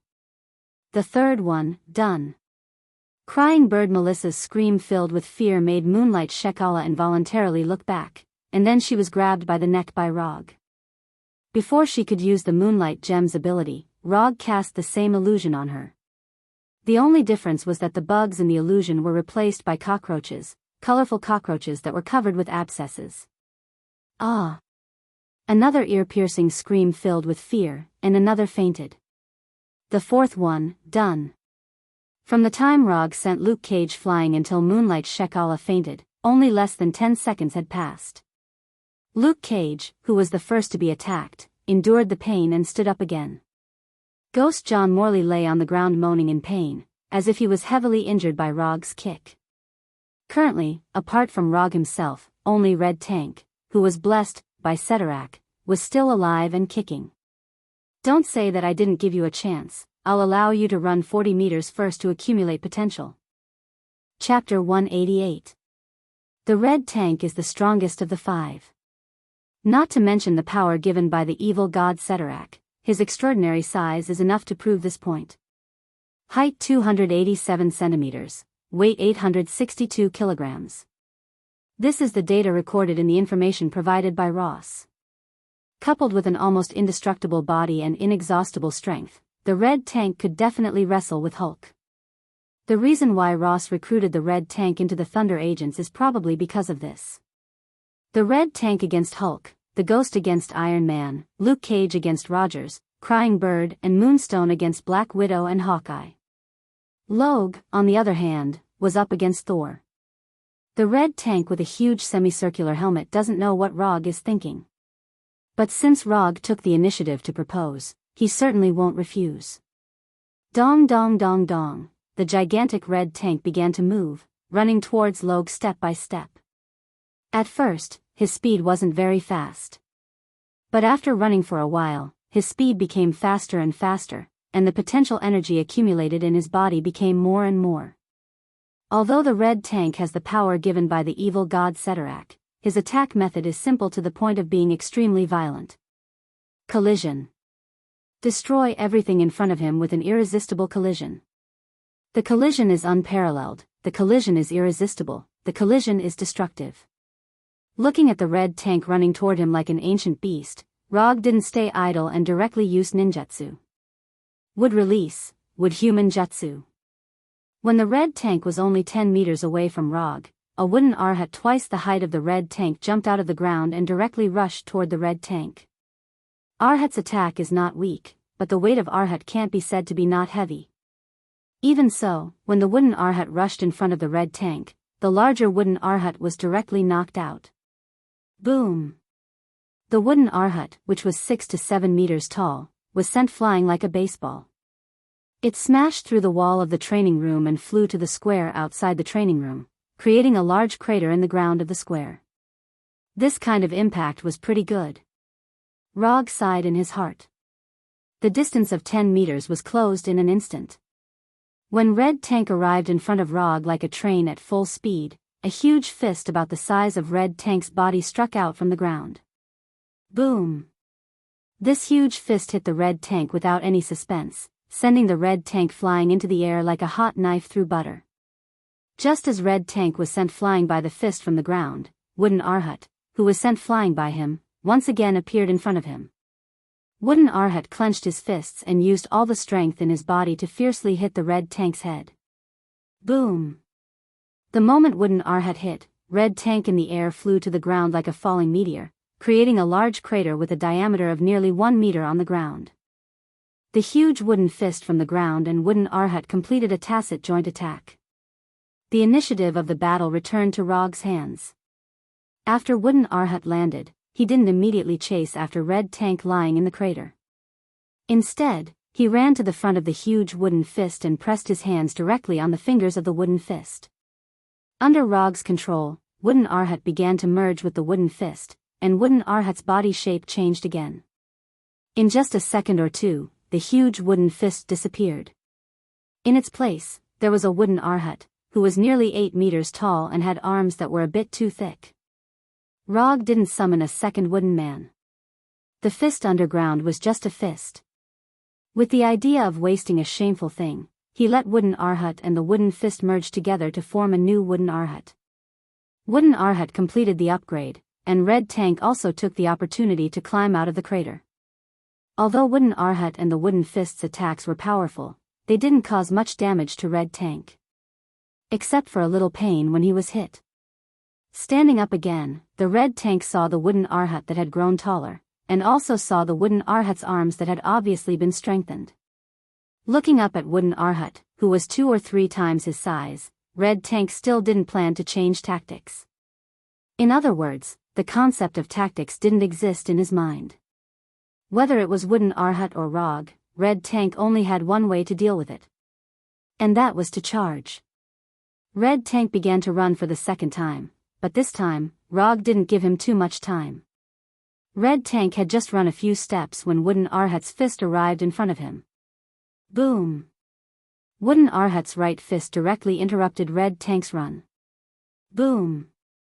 Wooden Arhat's left fist followed by his right fist and hit Red Tank's body, knocking him down again. Boom! Boom! Boom! Punch back, punch back, punch back, punch back. Wooden Arhat turned into a ruthless punching machine, punching Red Tank again and again. The ruler of the Crimson Universe, Ceterak, was indeed very strong, but Red Tank wasn't Ceterak himself. Even if Red Tank had endless power, he still needed to have a chance to use it. Punch after punch. Each punch was faster than the last. Each punch was heavier than the last. Rog didn't care about Chakra's consumption, and let Wooden Arhat attack like crazy. You don't listen to orders, you have a personality, you're a maverick. I don't believe I can't beat you guys. If 1 time isn't enough, then 2 times. If 2 times isn't enough, then 3 times. Since you've already sold yourself out, then don't even think about keeping your chastity. If Red Tank and Luke Cage really would rather die than submit, then they wouldn't have joined the Thunderbolt Special Agent team. Since they chose to join, it meant that they still had some scruples. Rog didn't know what they were scruples about, or perhaps they wanted to use this opportunity to gain something. But since they've already made their choice, then don't King play the game of personality. If they really had such a personality, then they shouldn't have chosen to join in the first place. Wooden Arhat's fists constantly hit Red Tank, and the huge attack power made the ground of the entire training ground tremble. Boom! Boom! Boom! Boom! The dull sound of the blows was like a war drum, and at the same time, Luke Cage and the others understood that Rog wasn't joking with them. The violent and continuous sound also woke Crying Bird and Moonlight Stone up, and then they saw the scene of Wooden Arhat violently beating Red Tank. They had just woken up and were still afraid of the illusion they had just experienced, but now, they felt that the illusion they had experienced was relatively gentle. If Wooden Arhat was attacking them now, they couldn't imagine the tragic scene. Chapter 189. 3 minutes, 10 minutes, half an hour, 1 hour. Arhat was like a perpetual motion machine, constantly waving his fists, constantly letting Red Tank understand what physical influence was. The originally clean and tidy training room had now become like a large construction site. Moreover, it was the kind of construction site where the dust index was seriously over the limit. Spiderweb-like cracks covered the entire training room, and cracks appeared on the surrounding walls due to the continuous shaking. Especially the wall that Luke Cage and Arhat had smashed through, it showed signs of collapsing. Luke Cage and the others had already left the training room more than half an hour ago. They couldn't bear to see Red Tank being crazily trained by Arhat. The emotions of a fox mourning the death of a rabbit spread in everyone's heart. As the initiator of all this, Rog of course didn't stay in the dust-filled training room. To be precise, he was the first to leave the training room. Sunshade, foldable recliners, frozen happy drinks. Rog wore sunglasses as he leisurely reclined on the chair, enjoying this rare afternoon. If there were 2 bikini beauties next to him, this afternoon would be even more perfect. Thinking up to this point, Roger lifted his sunglasses slightly and scanned the crying bird and Moonlight Stone back and forth a few times with a malicious gaze. Singing bird Melissa and Moonlight Stone immediately noticed Rog's gaze. The two involuntarily took a few steps back, and then hid behind Luke Cage. Sigh. What a pity. The wooden Arhat's training continued, and time passed by little by little. When the sun set and they enjoyed a barbecue that was full of military style, the training room that was constantly emitting sounds finally quieted down. That's enough. If he really killed Red Tank, Ross would more or less have some opinions. After noticing that Red Tank's life force showed signs of weakening, Rog finally ended Red Tank's first training process. After waiting for about half an hour, Red Tank, who was only left with a pair of tattered pants, walked out and silently came in front of Rog. Captain. Although Red Tank's appearance made him look like he wasn't very intelligent, it didn't mean that Red Tank was an idiot who didn't think of anything. After understanding the huge gap between himself and Rog, the Red Tank decisively chose to obey. Yes. Rog didn't pay much attention to Red Tank's expression as he casually replied. Although it took a little longer than expected, the result was still very satisfactory. Following that, Moonlight Stone and the others led Rog to the resting area in the base.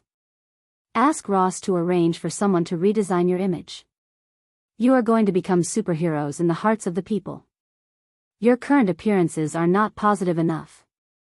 After leaving this sentence, Rog took out a Thor kunai and threw it directly at the dart target more than 10 meters away. Bullseye. Don't touch kunai. As soon as he finished speaking, Rog left with the Flying Thunder God and returned home to New York. In the afternoon, Ross transferred $500 million for the first year to Rog's account. The selection list of equipment and some authorization accounts were also sent to Konoha. As for the research teams and professional equipment, Ross directly gave him a list of research institutes and laboratories. As long as he needs it, he can arrange for Dr. Connors to go to these places to conduct relevant research experiments at any time. At around 11 o'clock, Gavin, who had performed a righteous patrol outside, also returned here. Rog briefly told Gavin about the deal between himself and Ross, and then it was a dry and raging night. 3 days later, the first press conference of the Thunder Secret Service team officially began. Ross did not arrange the site of the press conference in the previous base, but in Arlington County, where the Pentagon is located. Although Rog came to the press conference with Luke Cage and others, he did not appear directly at the press conference. According to Ross, he needs a way to make an appearance that is eye-catching enough. In fact, it's just a way to make an appearance that is more in line with the appearance of a superhero. Ross first made a very ambitious opening statement, then talked about the Avengers and S.H.I.E.L.D.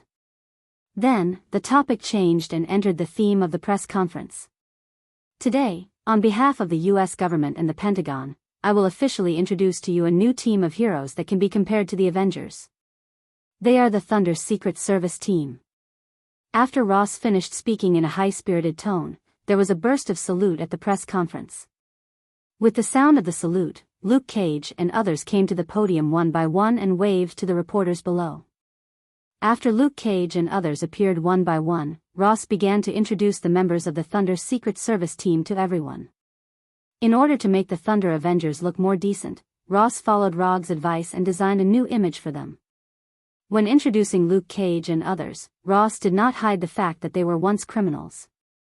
And in a country like the United States, it doesn't make sense to hide this. It's just that he beautified the special recruitment into a beautiful change for Luke Cage and others, a rebirth under the influence of the liberal democratic spirit of the United States.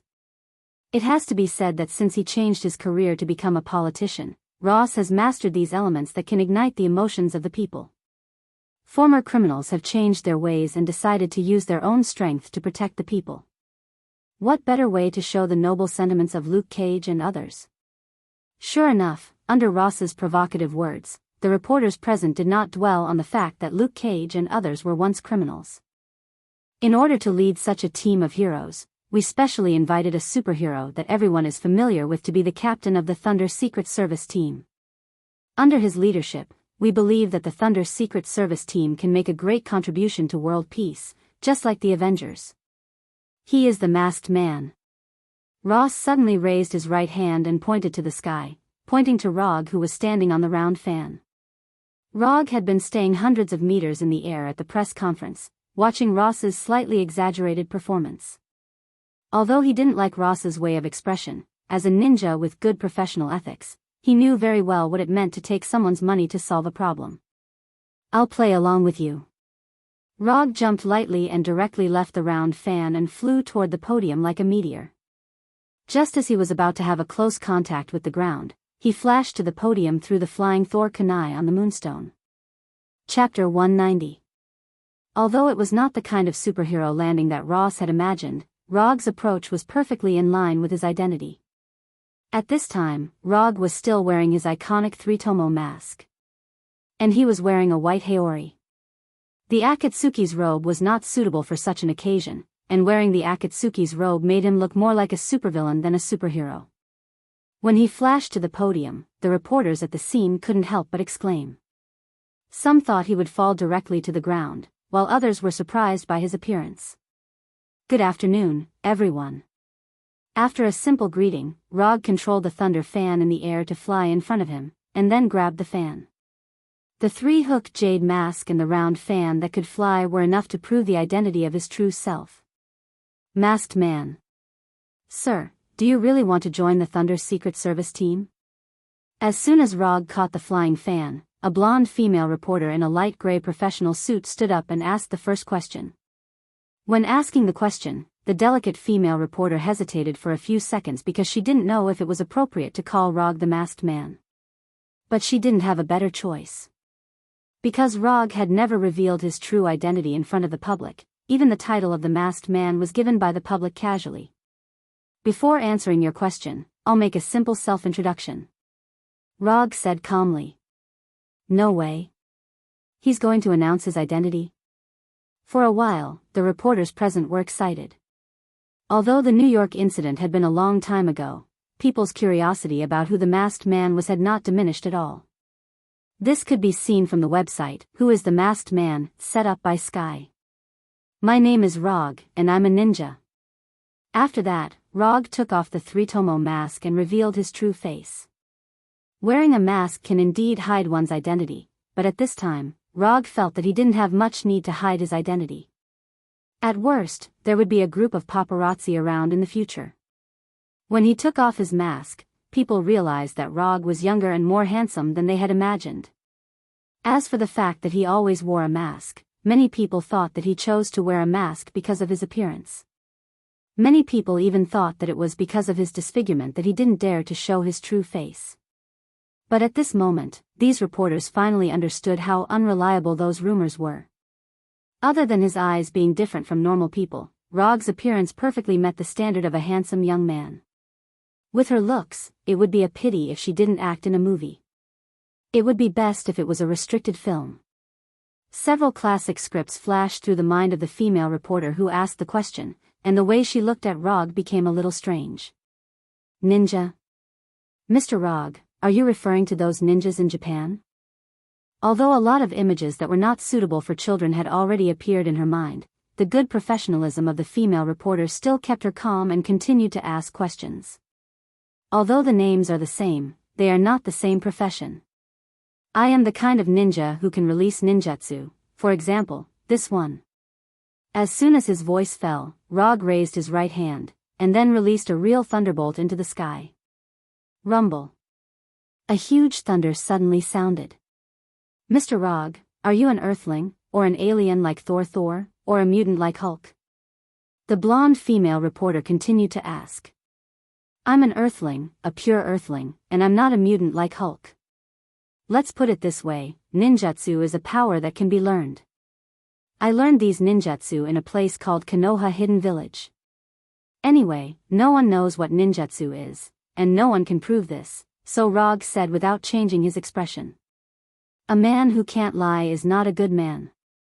Especially a man who can't lie in front of a woman.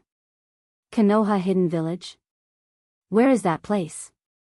The female reporter asked a question that everyone was very concerned about. Even Ross was seriously waiting for his answer. It's a place isolated from the world, they don't like to be disturbed, and they don't like to leave the village, so I won't tell you the location of the village. Konoha Hidden Village is a ghost. If there is such a place, he won't say such an important thing. After hearing Rog's answer, many people sighed in disappointment. Although they don't know the specific location of Konoha Hidden Village, many people have the idea of starting to investigate Konoha Hidden Village after going back. Including Ross. Then why did you leave the village? It was the same female reporter. Good question, I said so much just to wait for you to ask this question. This is a bit complicated. In Konoha Hidden Village, the most powerful ninja is called the Hokage.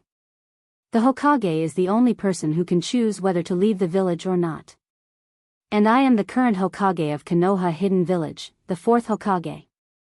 After that, Rog directly turned around, revealing the red characters on his Haori.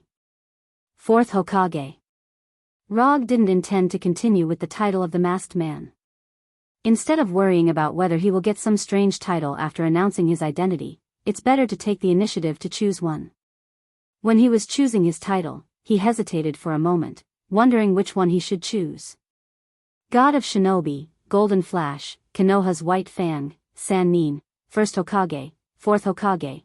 After thinking about it, he finally chose the Fourth Hokage as his future hero title. Not for anything else, but because the Haori of the Fourth Hokage is more handsome. And Minato's appearance is a little bit closer to him. Although it's not as good as him, it's not bad. So only the title of the Fourth Hokage is worthy of his temperament and appearance. In the next 10 minutes, the reporters asked some questions about Rog and the Thunderbolt agents. Of course, the main questions were about Rog. Although it didn't take long, the content of this press conference was enough to cause a sensation. The news of Rog's new title, the Fourth Hokage, and the Thunderbolt agents also spread out at an amazing speed. As soon as the press conference ended, Rog's personal mobile phone rang crazily.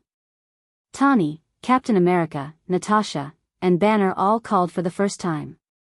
Rog didn't want to answer the calls from Captain America and Natasha for the time being. So he called Tawny back first. Fourth Hokage, I have to say, this title is much better than the previous masked man. Tawny didn't care about Rog joining the Thunderbolt agents at all, and he didn't believe that Rog would go with Ross. Deal, everything is a deal. Tawny saw the key point in it at a glance. Chapter 191. Of course, this is the title I chose myself. If the title of Fourth Hokage is not as good as the masked man, then Rog would eat the Haori now. I'm a little curious, what kind of conditions did Ross give you that you are willing to cooperate with him to disclose your identity?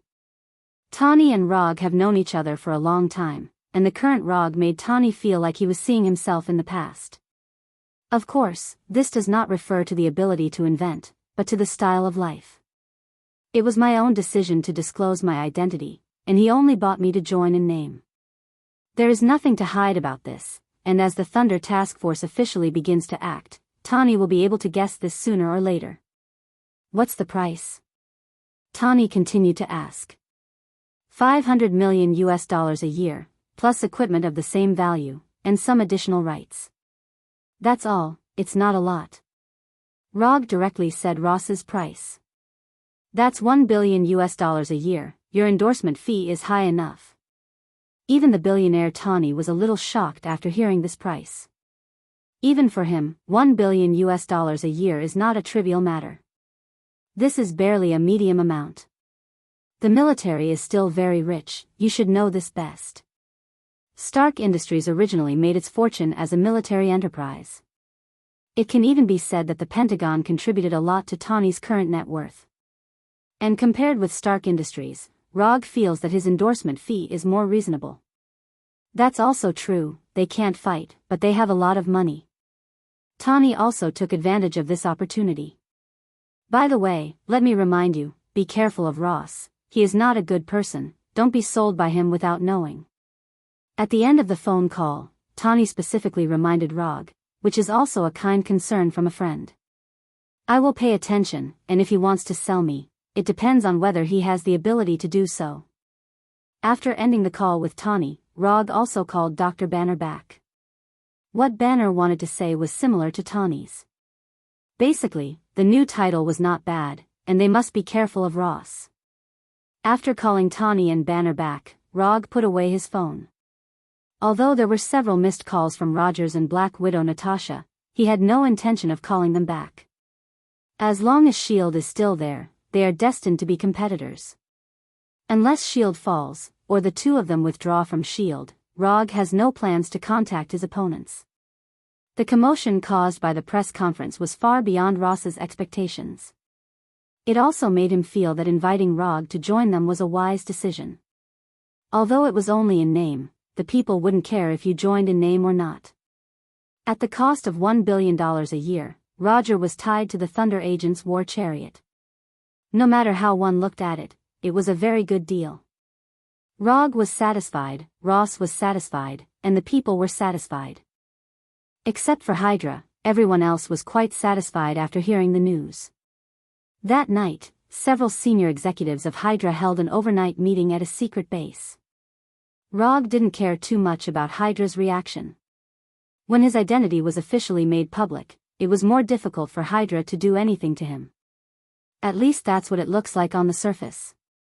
Not long after the press conference, Rog returned to New York with the Flying Thunder God. He was not in the mood to live with Luke Cage and others in a base transformed from a military camp. No matter how comfortable it is outside, it's not as comfortable as home, especially when there is a beautiful girlfriend at home. Not long after Rog got up, he saw the headlines about him.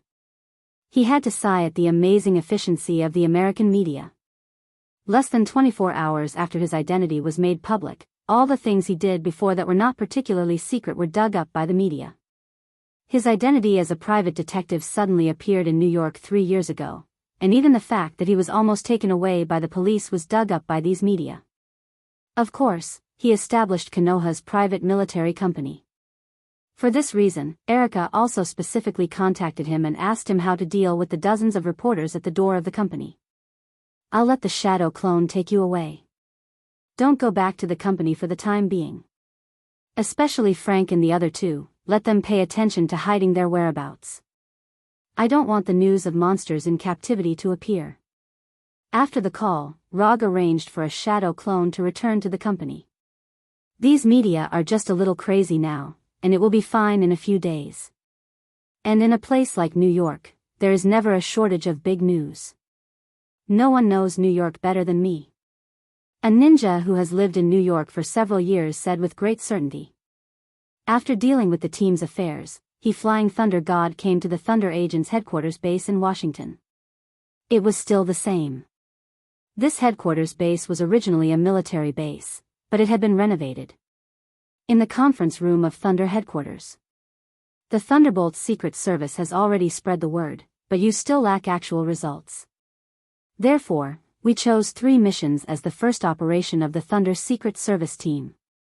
After that, Ross arranged for the male assistant next to him to turn on the screen in the conference room and began to introduce the mission brief. Terrorists in Ukraine bought a nuclear warhead on the black market in Russia. A UA cargo ship was hijacked by pirates in the waters of Somalia and the UA government was asked to pay $50 million. A U.S. military overseas base in Afghanistan was attacked by terrorists and 5 U.S. soldiers were kidnapped. After reading these 3 mission briefings, the first thing that came to Rog's mind was not the details of the mission, but the UA government was really hateful. Is this the international charm of the world's most powerful country? I love it. Except for the mission in Afghanistan, the other 2 missions were originally the CIB's missions, but S.H.I.E.L.D. intervened. But we took it from S.H.I.E.L.D. again, so these 3 missions now belong to us. The missions are not very difficult. 2 people go to each place. There is not enough manpower, so Rog, you have to go on a mission. As soon as Ross finished speaking, Rog threw an unused commission scroll to him. That depends on whether you have the luck. I want the mission in Ukraine, and the reward is no less than $30 million. Before the press conference, Rog and Ross reached some additional agreements. As the captain of the Thunder Agents, Rog certainly can't stay idle. So in order to solve this problem, Rog proposed his favorite and best commission mode. As long as Ross' commission can be judged by the system, he will perform the mission in the name of the Thunder Agents. Of course, if Ross is unlucky and the commission does not pass the system's judgment, then he can only blame his bad luck. Chapter 192. Robbing a helicarrier. This behavior is very exciting. Especially when doing this kind of thing under the eyes of S.H.I.E.L.D. and Hydra, the difficulty and excitement of the robbery has greatly increased. If Hydra hadn't suddenly kidnapped Skye and Jessica, Russell wouldn't have had the idea of robbing the helicarrier. The helicarrier is not a small fighter like the Quinjet, but a complete air fortress. Robbing this thing in front of S.H.I.E.L.D. and Hydra should be as difficult as directly attacking the secret city of Wakanda. More importantly, even if a behemoth like the helicarrier is successfully robbed, it will not be easy to hide it. Although there should also be environmental reflective panels and anti-radar search devices on it, the helicarrier is still a bit too big. And as the manufacturer of the helicarrier, S.H.I.E.L.D. can definitely find the hidden helicarrier. Although robbing the helicarrier is difficult, it has to be said that the helicarrier is still very attractive to Russell. In Hydra's plan, 3 helicarriers are enough to dominate the world. Although Russell doesn't have as much confidence in the helicarrier as Hydra, he doesn't deny the helicarrier's powerful combat ability. In the distance, Triple Wing is still brightly lit and people are coming and going. Russell and the Hungry Wolf Warrior are also making their final preparations. In fact, there is nothing to prepare. They just need to distribute the super hacking program in their hands and let the 2 Hungry Wolf teams wait for the opportunity to board the helicarrier. As for whether they can succeed or not, it is really up to fate.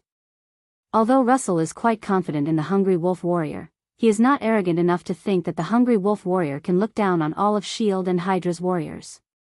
S.H.I.E.L.D. and Hydra are really serious and they are also very scary.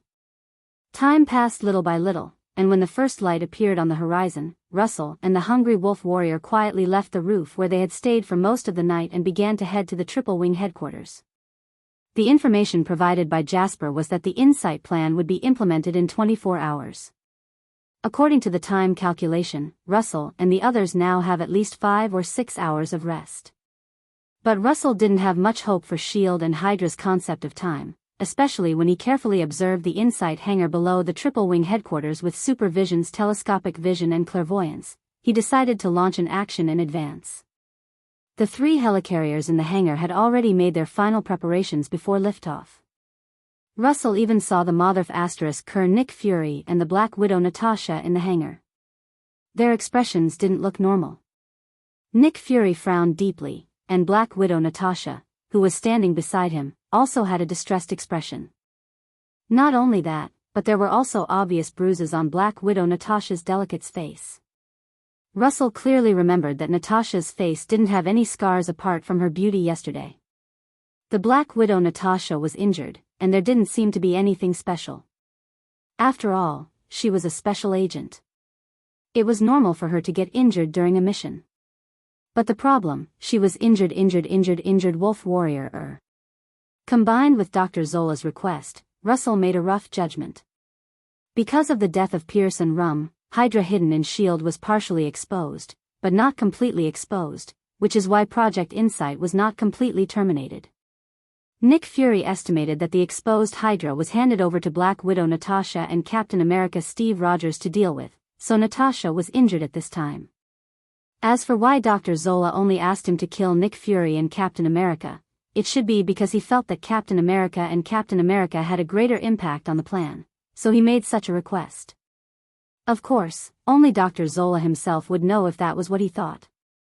On the way to the Triple Wing headquarters, Russell carefully observed the Insight hangar, but he never found any trace of Captain America and Agent Hill. Russell can understand that Captain America is not here. After all, Captain America is a combatant. But Agent Hill is also not here, which makes him a little suspicious. Agent Hill is Nick Fury's right-hand man. At this critical moment, it's not right for her not to be here. Although he didn't find Captain America and Agent Hill, Russell saw someone here that he didn't expect at all. Dr. Bruce Banner. Why is he here? He's not from S.H.I.E.L.D., what is he doing here? Several doubts suddenly emerged in Russell's mind. Although Dr. Banner has not turned into the grumpy Hulk now, he still felt his scalp tingle when he saw him in a suit and glasses. Compared to Hulk, he would rather see the fully armed Captain America and Falcon now. Captain America and Falcon are still normal human beings anyway. But the Hulk was different. He was completely inhuman. He is not even a human being, he is a pure extraordinary creature, an extraordinary creature that has evolved to a certain limit. Captain America and Falcon didn't come, but Hulk came.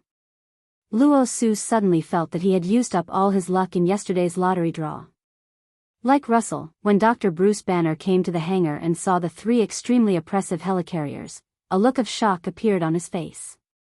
Not only that, Russell also saw an obvious puzzled expression on his face. It seems that Dr. Banner is also here for the first time, otherwise, he wouldn't look like this now. When Dr. Banner came to Nick and Natasha, they began to talk fiercely. Although Russell doesn't have super hearing, he can't read lips. But as long as he looked at Dr. Banner's reluctant expression and Natasha's somewhat ambiguous eyes, he could infer the general situation. If Russell guessed correctly, Dr. Banner was fooled here by Black Widow Natasha. Although Dr. Banner is also a member of the Avengers, he is different from Captain America and Natasha. He is a relatively neutral party. He will take on the responsibility of protecting the world, but he will not become a member of S.H.I.E.L.D. Compared to the identity of a S.H.I.E.L.D. agent, he prefers his identity as a doctor. At this time, although Dr. Banner looked reluctant, but under the persuasion of Black Widow Natasha, he finally stayed in the hangar and stood silently beside Natasha. Seeing this scene, Russell couldn't help but sigh. This robbery plan is really getting more and more exciting.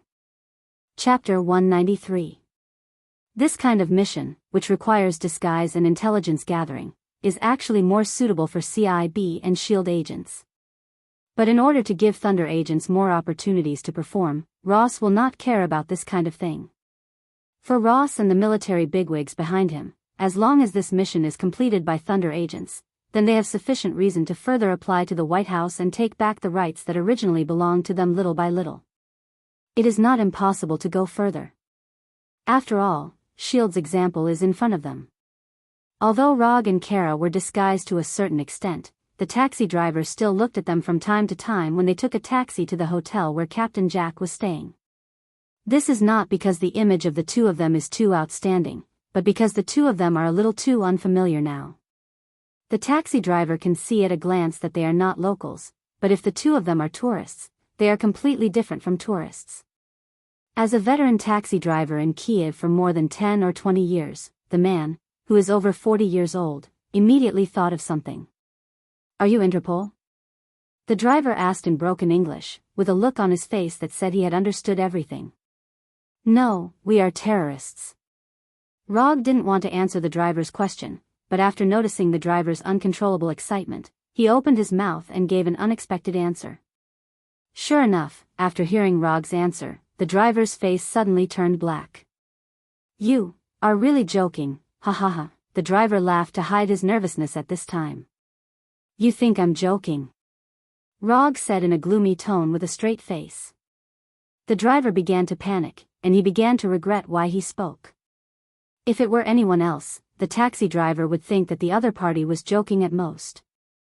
However, when Rog purposely released his aura, the driver, who was a commoner, could not help but feel instinctive fear. "Forget that we have been here. If you can't do it, I will help you do it, understand, Viktokovsky?" "Understood, sir, I will forget." The driver named Viktokovsky answered immediately, then tensed his body and looked straight ahead. For the next 10 minutes or so, nothing was said. After sending Rog and Kara to the entrance of the hotel, Viktokovsky stepped on the accelerator and quickly disappeared from Rog's sight without even paying. "Why are you scaring him? He's just an ordinary driver." "Scaring him is meaningless," Kara asked in confusion. "There's no special reason. It's just to give him some extra memories. When he's old, he might sit on the sofa and brag to his grandchildren about what happened today. Back then, Grandpa met 2 terrorists in Kiev. That was an extremely dangerous day." Hearing Rog's words, Kara rolled his eyes and walked straight into the hotel lobby. If one looked at it from the perspective of the purpose, his method was indeed quite boring. But isn't life made up of these boring little things? The thrilling and exciting legendary life was a privilege that only a few people had. After a sentimental sigh, he slowly walked into the hotel. According to the information, Captain Jack lived in room 703. Except for leaving the hotel every night to go to the Ecstasy night bar, Captain Jack almost never left the room. Although Captain Jack was the only one who checked in, for someone like him who worked in a special industry, he might not be the only one in the room. Knock knock knock. After arriving at the door of room 703, Kara knocked on the door. After waiting for more than 10 seconds, the closed door was opened, and Captain Jack, who was in his 40s or 50s and had a bushy beard, appeared in front of Kara. "Oh, beauty, can't you find your room?" After seeing Kara's appearance, Captain Jack said in a tone that all men understand. However, just as he was looking up and down at Kara's attractive figure, Kara suddenly lifted her 1-meter-long leg and kicked him directly. Captain Jack had never thought that Kara would actually make a move on him. Caught off guard, Captain Jack was kicked by Kara and fell to the ground in a very embarrassing manner. After doing all this, Kara slowly walked into the room as if nothing had happened. Rog, who witnessed Kara's kick, suddenly remembered a sentence that he didn't know where he had seen it before. The longer the legs, the more painful it is to kick. The thinner the heels, the higher the damage. He had never been kicked by a woman, let alone a woman wearing high heels, so he couldn't confirm whether this sentence was correct. However, judging from Captain Jack's groaning on the ground, this sentence was likely to be true. After closing the door, Rog came to Captain Jack and began his first interrogation. Although he had no experience, Captain Jack was obviously not the kind of tough guy who could ignore the damage. After casually trying out a few interrogation techniques that he had learned not long ago, Captain Jack told them the entire situation in full detail. Captain Jack did receive a commission to smuggle something to the United States, but he hadn't seen the item yet. According to the plan, he was going to the bar tonight to confirm the final delivery time, and then send the agreed goods to the United States. Only responsible for delivering the goods, not inquiring about the employer and the goods is the rule of their line of work. As long as the employer can pay according to the agreement, no matter what the goods are, they will deliver. After confirming the contact method between Captain Jack and the employer tonight, Rog directly hit Captain Jack's neck, making him completely unconscious. "Don't you need to kill him?" Kara suddenly asked. "Yes, you do it." After that, Rog gave up his position and motioned Kara to do it himself. What's wrong with people now? They want to kill people to inquire about information. Am I not keeping up with this era? Although he has killed a lot of people, those were needed for combat or missions. If you are worried that he will wake up halfway, just tie him up. Glancing at Rog, and then at the unconscious Captain Jack, Kara finally shook his head. Rog ignored Kara and began to use the transformation technique. Boom! When the white smoke dissipated, Rog had completely disappeared and was replaced by Captain Jack, who couldn't see the difference at all. Transforming into Captain Jack and coming into contact with the terrorists was a plan he had decided on early on. But what he didn't expect was that after he transformed into Captain Jack, Kara looked at him with a shocked face. "Why are you looking at me like this? It's just a transformation technique, not a high-level ninjutsu. Don't be surprised." Chapter 194. Although Kara herself had extraordinary power because of the Moonlight Stone, she still felt incredulous after seeing the scene in front of her. Not only was the appearance exactly the same, but even the lecherous expression was exactly the same. If the real Captain Jack was not lying on the ground, Kara would never believe that the Captain Jack standing in front of her was Rog. "Don't be in a daze, I'll deal with the rest alone, you go back to the safe house." What he had to face next was not a passerby or a driver, but a terrorist with high vigilance. Instead of bringing an inexperienced newcomer like Kara, it would be better to catch the terrorists in the bar. At least it would save him some effort. Although Rog didn't say it clearly, Kara understood what he meant. "You're a newcomer, don't add to the trouble. Go back to where you came from." If it was someone else who did this to her, Kara would definitely let that person enjoy the extraordinary power of the Moonlight Stone. But when that person was Rog, the situation was completely different.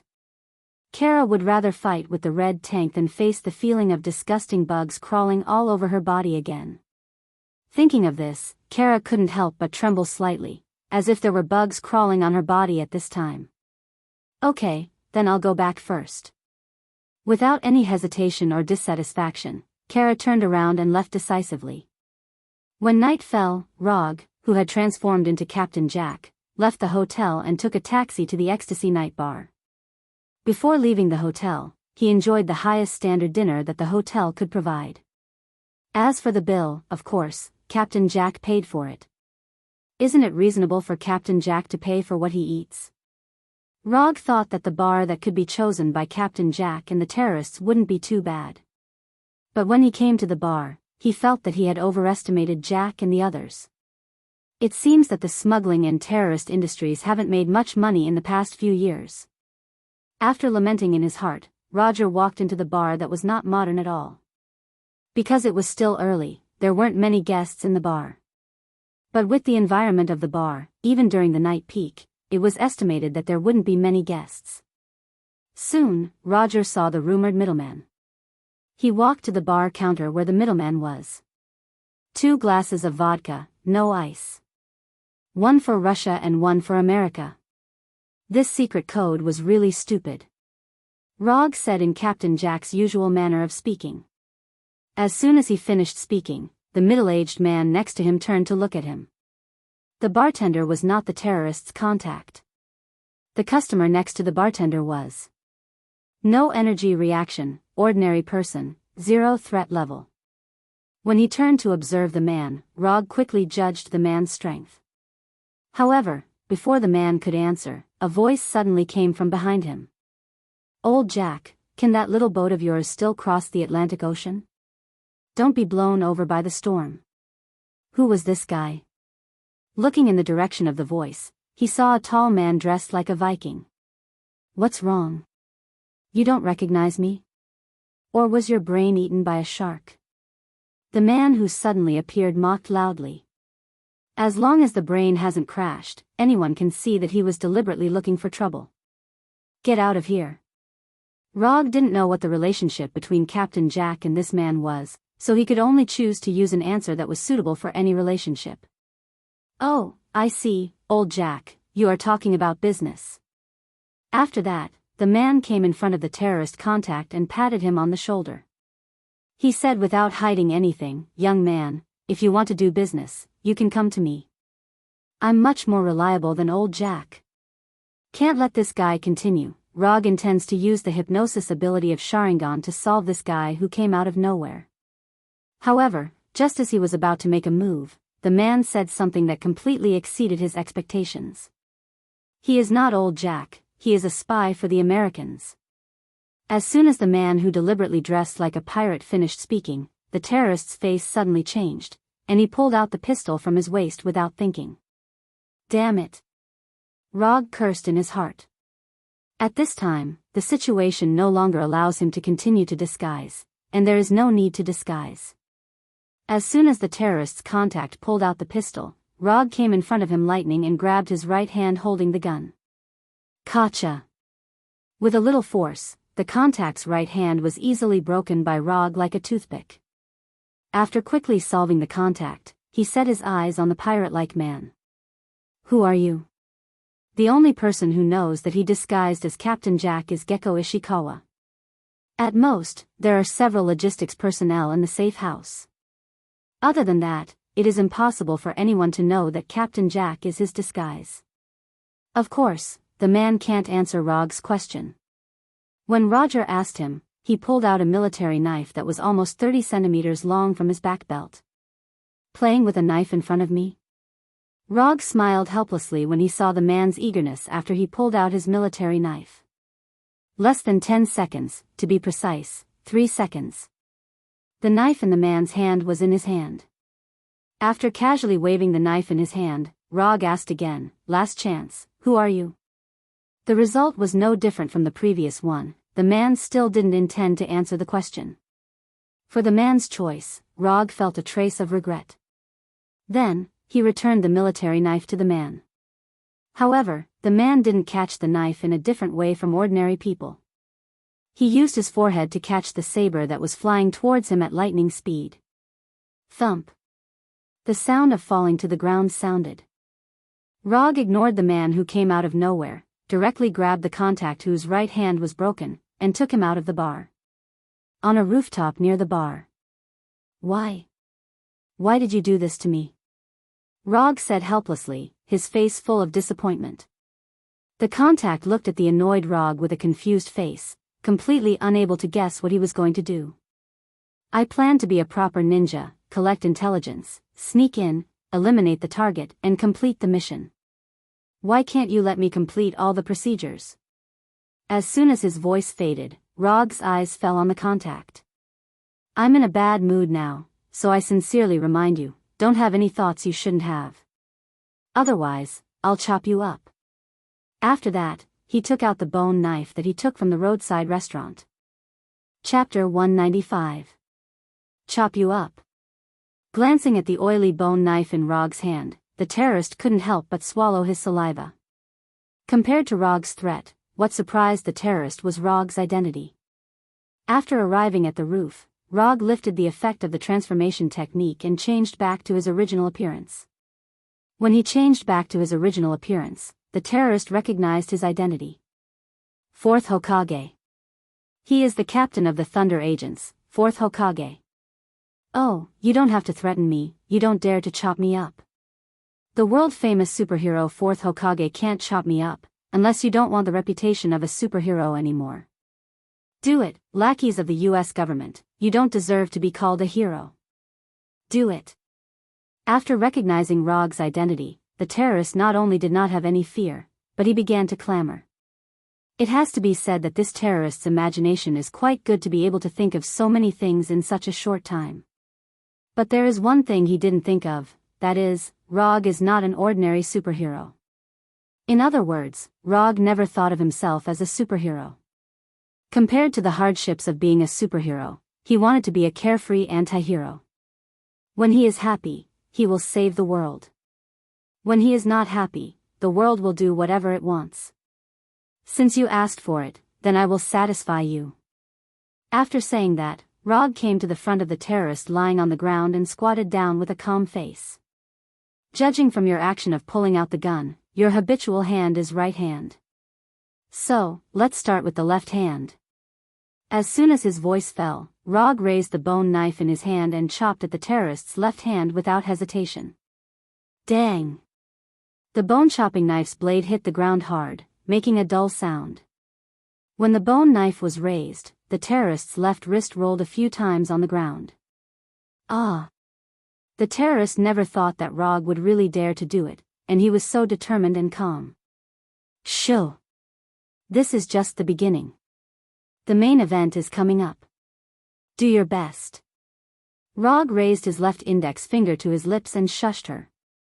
Then, he ignored the terrorist's screams, and ignored the blood spurting out of the wound on his left hand. He raised the bone-chopping knife again. Clang! There was another sound of metal colliding with the ground. The terrorist's left upper arm was also detached from his body. No, stop, don't, the terrorist began to struggle with all his might. However, Rog was still unmoved. He raised the machete in his hand for the third time. Go ahead and ask. How am I supposed to answer if you don't ask? Go ahead and ask. Seeing the chopping knife raised once again, the terrorist shouted loudly, as if this could disperse the intense pain from his left hand. Is that so? Then it seems that this is my fault. At the same time, the bone-chopping knife fell again, cutting off the terrorist's remaining forearm. No. It's not your fault. I beg you, please ask, please. The terrorist was still screaming, but his tone had become much weaker. He didn't know if it was because the previous scream damaged his throat, or because he lost too much blood. Very good, it seems that now you know how to cooperate. After wiping the blood-stained bone-chopping knife on the terrorist's clothes, Rog said calmly. The following questioning was unusually smooth, and he soon got the information he wanted. Give me a quick death. The terrorist didn't have any intention of leaving here alive. The only thing he wanted now was to end his life happily. Actually, I have never had the habit of killing captives, but I can satisfy your last request. A finger snap suddenly sounded. Rog in front of the terrorist suddenly disappeared like a bubble. The blood on the ground and the broken arm also disappeared. Even the intense pain that made the terrorist hover between life and death disappeared in an instant. The terrorist didn't realize what had happened. He saw Rog standing a few meters away. From the beginning to the end, what he felt was the genjutsu of the Sharingan. Rog's left hand was holding the bone-chopping knife that made him tremble with fear, and his empty right hand was in the posture of a pistol. Water release, water iron cannon technique. Puff. A liquid bullet pierced the terrorist's forehead, completely ending his life. This terrorist was not an important person. According to him, he was just a contact, so he didn't know where the nuclear warhead was. In the information he provided, there were only 3 points that were slightly valuable. The first was that the terrorists intended to send the goods out as soon as possible. If there was no problem, they hoped to send the goods on the ship at 3:00 in the morning. The second was that this time, there were not many people in charge of transporting the nuclear warhead, only about 20 or 30 people, and the nuclear warhead was now in a warehouse in the city. Although Kiev wasn't an international metropolis, it was still the capital of Ukraine. In this city, there were at least thousands of large and small warehouses. It was not easy to find the one where the terrorists placed the nuclear warhead in these warehouses. As for the third information, it was the most useful one at present. That was the contact information provided by the contact. Although the contact didn't know where the nuclear warhead was placed in the warehouse, he knew how to contact the terrorists who were guarding it.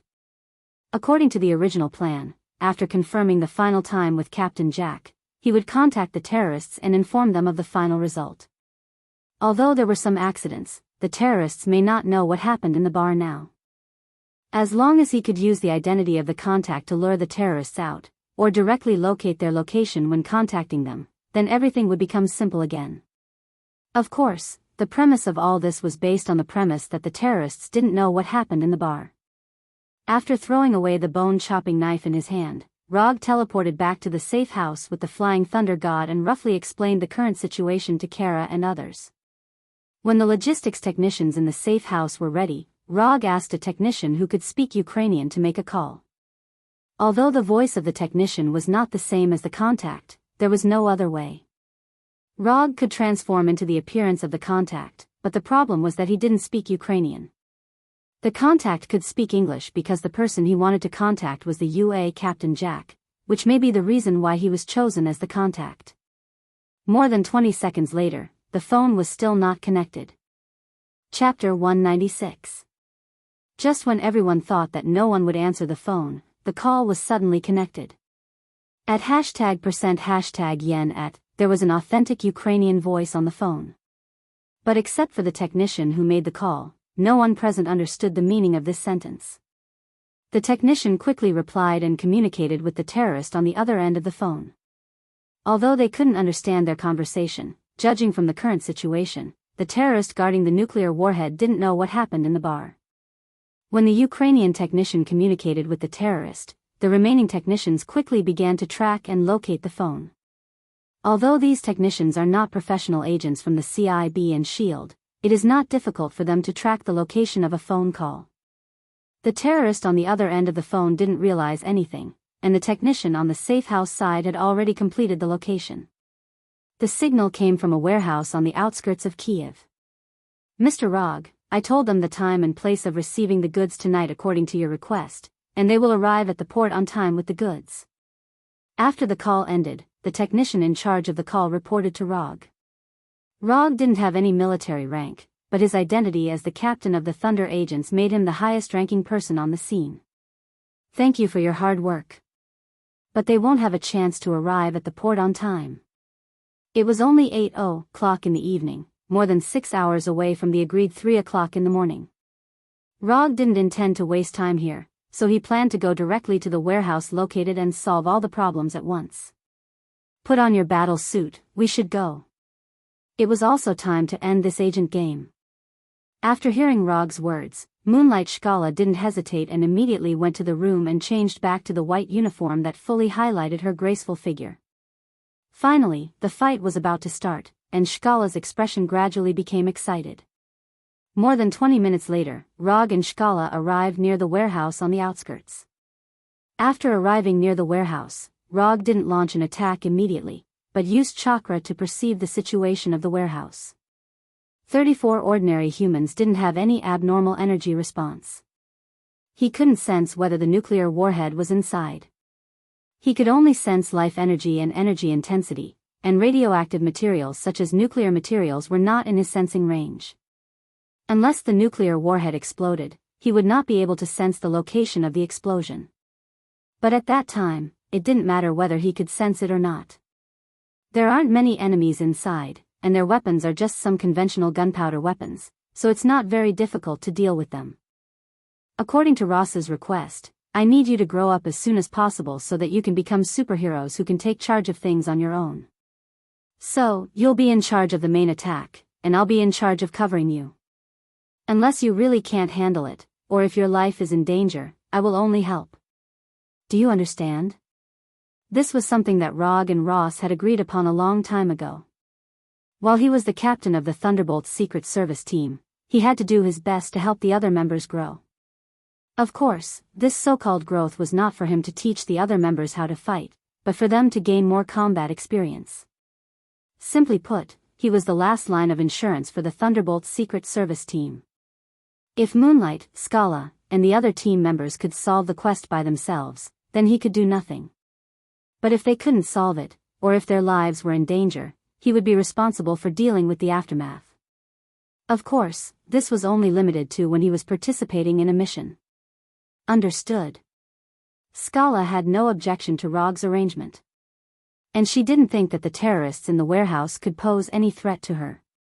Although she wasn't a battle-hardened existence like Rog, and her power wasn't obtained through her own efforts, the extraordinary ability given to her by the Moonstone was enough for her to deal with most of the enemies. After instructing Skala, Rog didn't say anything else. What he had to do now was to enjoy Moonlight Skala's performance. After calming down a little, Skala walked straight to the door of the warehouse, intending to attack it head-on. Rog didn't say anything about Skala's choice. As long as Skala didn't die here, it didn't matter. It was unknown whether the terrorists in the warehouse weren't vigilant enough, or they didn't worry about any enemy attack at all. Skala, who was exuding orange-white light from head to toe, was unhindered and went directly to the door of the warehouse. Moonlight Skala was obviously not the kind of person who would sneak in and secretly deal with the enemy. After coming to the warehouse door, she raised her hands and launched an orange-white beam of light. Boom! The beam of light hit the dilapidated door of the warehouse without any suspense, blasting a big hole in the door.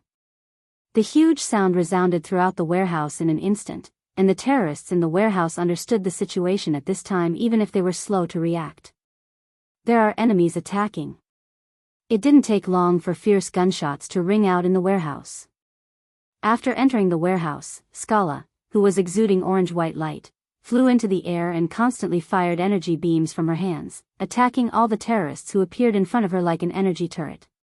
At this time, Rog stood dozens of meters behind Skala, silently observing her battle while paying attention to the movements of the terrorists. Although Skala didn't have much combat experience, she easily gained the upper hand with the extraordinary ability given by the Moonlight Gem. Judging from the current situation, it won't take long for Skala to solve all the terrorists in the warehouse and complete the mission smoothly. However, the terrorists who can buy nuclear warheads from the Russian black market are obviously not rookies.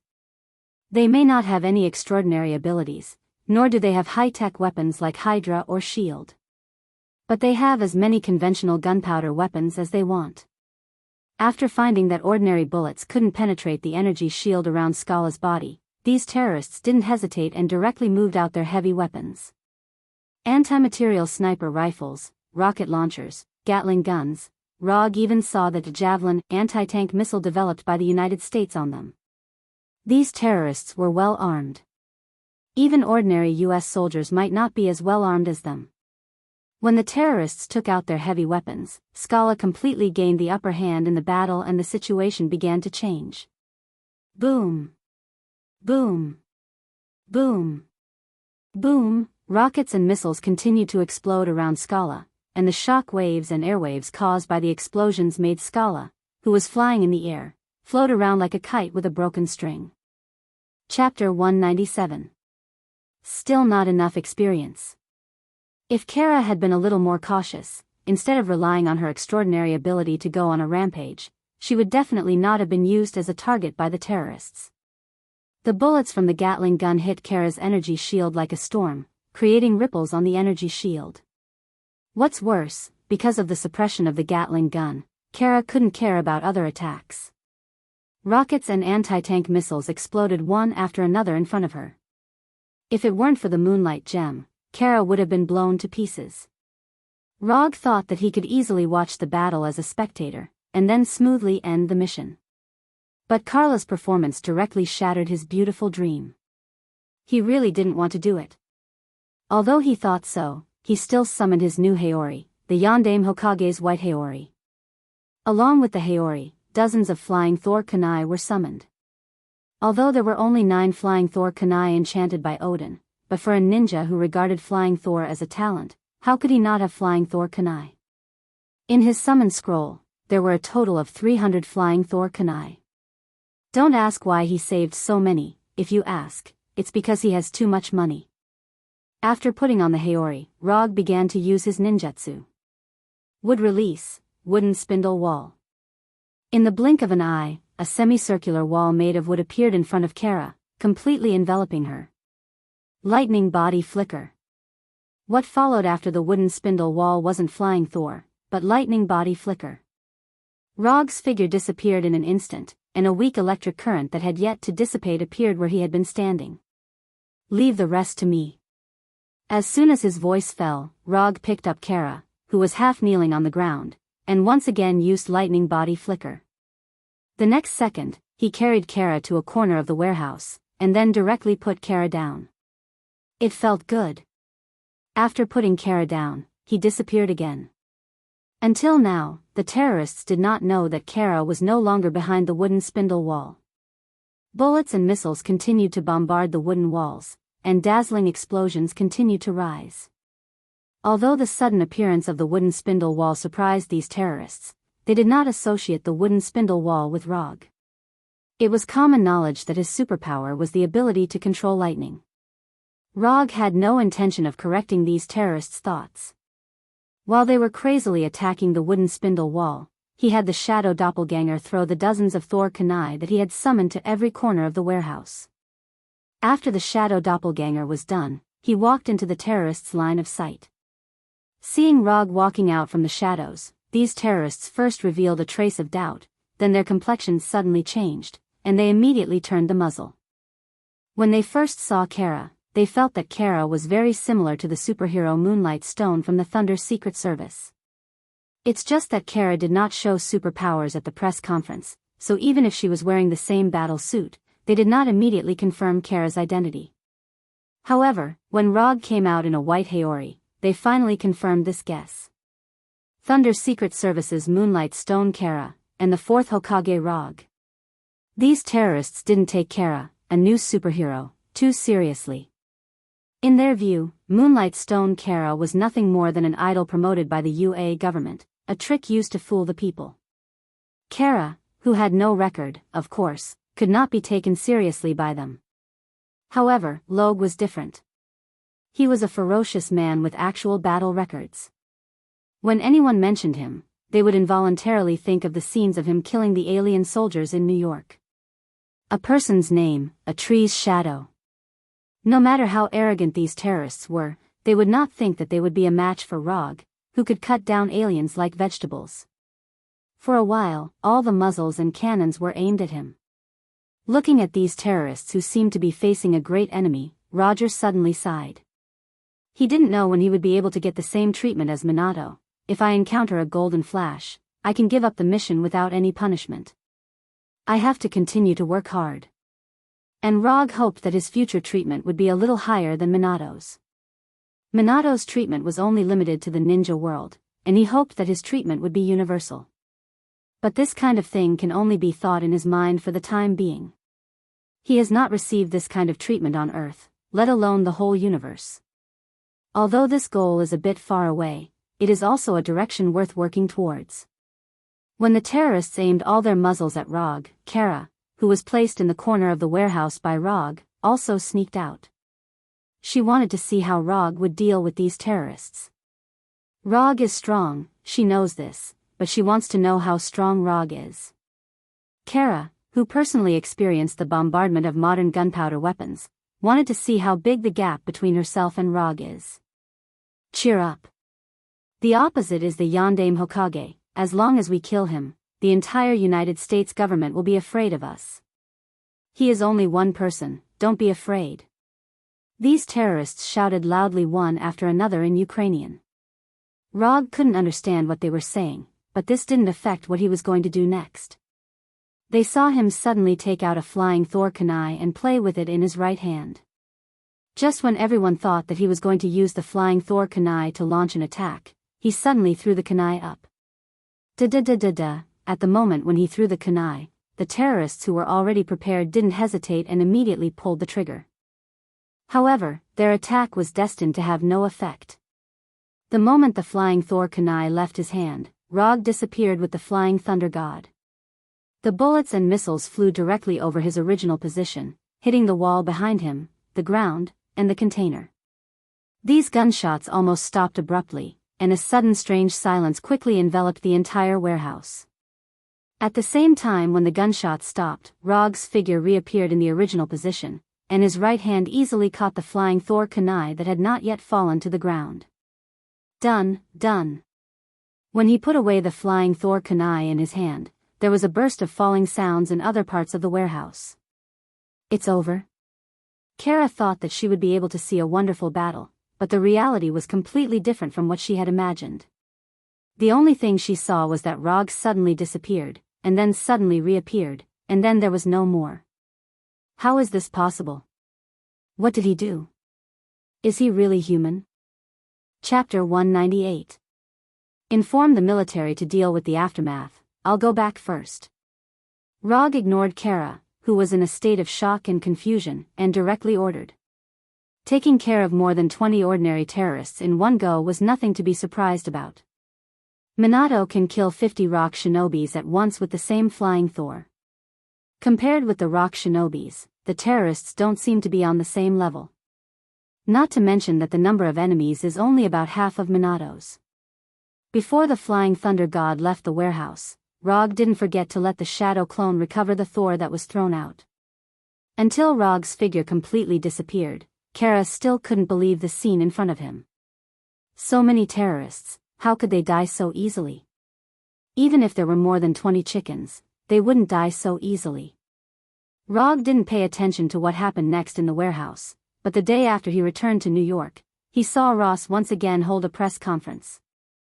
All 3 missions were successfully completed. The Thunder Secret Service team finally delivered the first answer sheet as a superhero team. Before Ross held the press conference, Rog received 30 ninja coins from the system. Unconsumed ninja coins, 335. After redeeming King Kong's seal and 4-symbol seal, his ninja coins that didn't change for a long time finally began to increase again. After announcing his identity in public, he can no longer receive ninja coins through Konoha's company as before. But this doesn't have much impact on him. As early as half a year ago, he used Konoha's company to accept commissions, but none of them passed the judgment of the system, and he wasted several commission scrolls. Since then, he rarely personally executed the commissions received by Konoha. Just when Rog was enjoying his rare leisure time, a fierce father and son quarrel occurred in the hall of Asgard's Golden Palace, far away from the earth. You are taking a risk. If you fail, the weapon will fall into the hands of the enemy. Odin, holding the Gungnir, stood in the hall of the Golden Palace, which was originally magnificent, but now seriously damaged, and directly rejected Thor's proposal. It will only be more dangerous if we just sit here and wait. His fleet may be hovering above us right now, and we won't know. Thor did not give up and continued to persuade Odin. When he arrives, his men will be defeated by tens of thousands of Asgard soldiers. Odin remained unmoved. Then how many people do we have to sacrifice?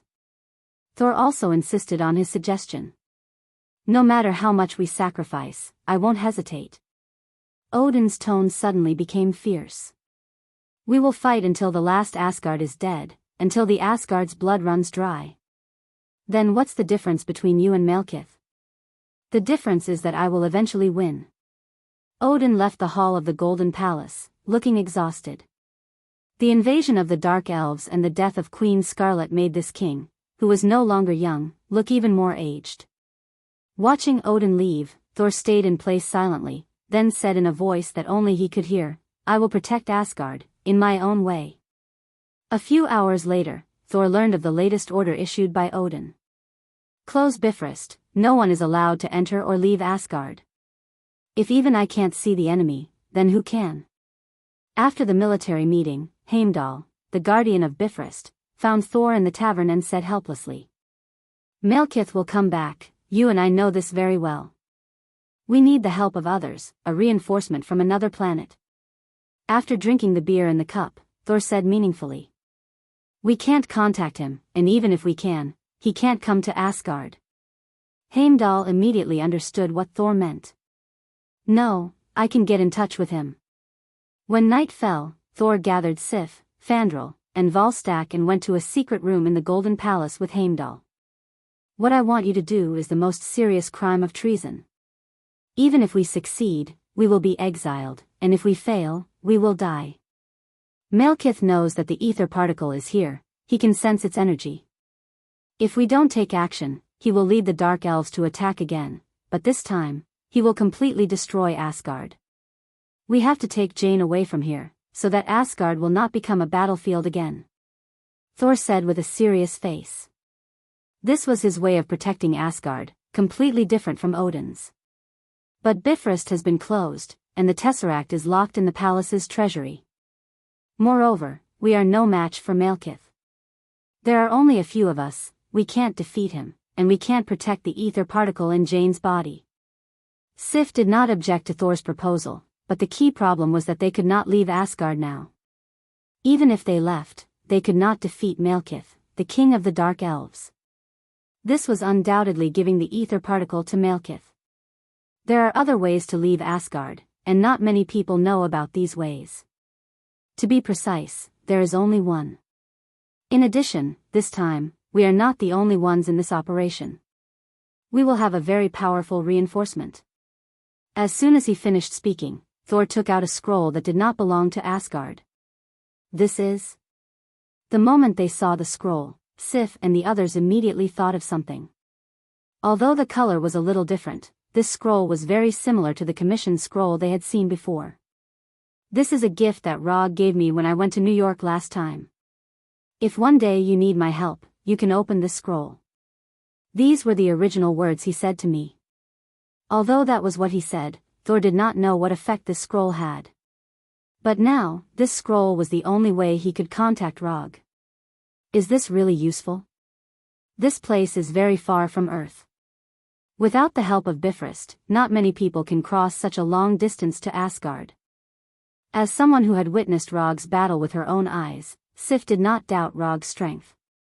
However, this kind of ultra-long-distance transmission across interstellar space was not something that anyone could do. Even Asgard, without Bifrost, could only obediently build ultra-long-distance transmission magic arrays. And as far as she knew, Rog did not know magic, so it was impossible for him to build any transmission magic arrays. "I don't know, but I'm willing to try."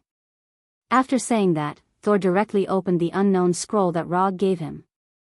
Chapter 199. Bang! As soon as Thor opened the scroll, a cloud of white smoke appeared out of thin air in the room. When the smoke dissipated, Rog's figure appeared in front of them. Did he really come to Asgard? Thor and the others looked at Rog in disbelief and couldn't react for a while. I'm not the main body, I'm just a shadow clone of the main body." After seeing the puzzled look on Thor and the others' faces, the shadow clone immediately explained. "This scroll isn't a teleportation scroll, it's just a simple shadow clone scroll.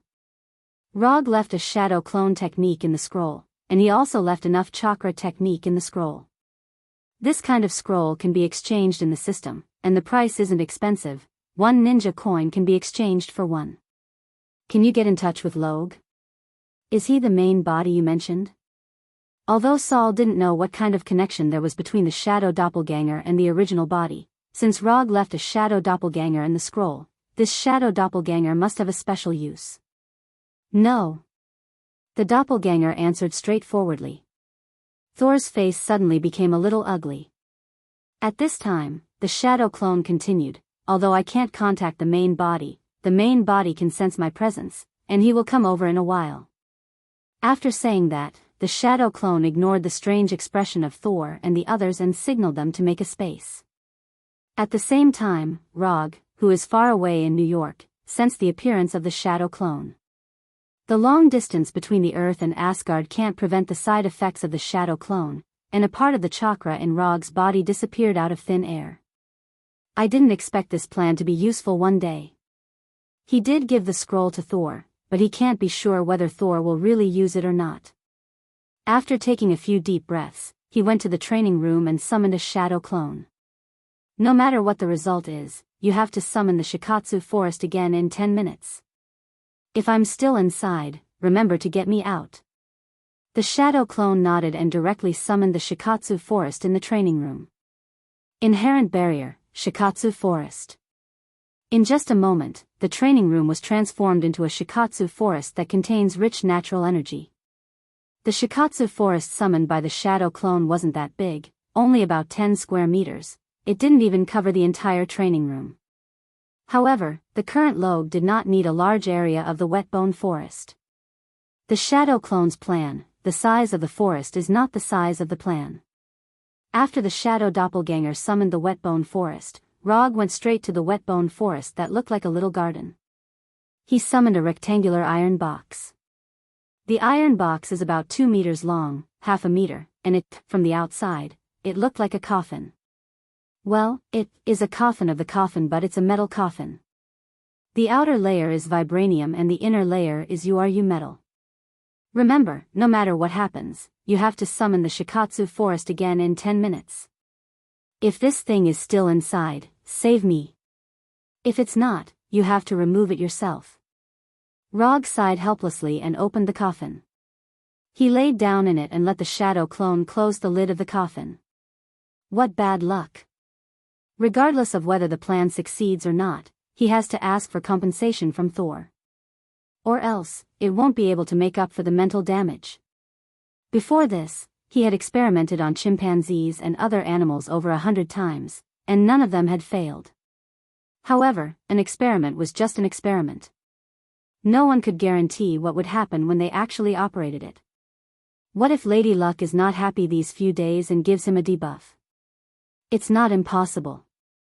The theory behind this interstellar teleportation is actually very simple. It uses the only effect of the Shikatsu forest. No matter where the Shikatsu forest is summoned, the same Shikatsu forest will appear. Although only one Shikatsu forest can be summoned at a time, as long as the timing is arranged, the teleportation method can be executed smoothly. First, the Shikatsu forest will be summoned on Earth and the express delivery will be placed in the forest. Then, the Shikatsu forest will be removed from Earth. After the storage on Earth is completed, Asgard's shadow clone will summon the Shikatsu forest again and the express delivery will be retrieved. This way, the entire process of the express delivery will be completed. The reason why Rog gave Thor a shadow clone scroll was so that Thor would have a specialized delivery boy. The principle behind the entire process was flawless. He had also tested it over 100 times on Earth. However, the area he tested was limited to Earth. Therefore, when he started the interstellar express delivery, he couldn't help but feel nervous. Rog realized for the first time that 5 minutes was so long. Just as he was considering whether or not he should open the ceiling that had been sealed for 5 minutes was finally opened. The first thing that appeared in front of him was his own face. Shadow clone scroll.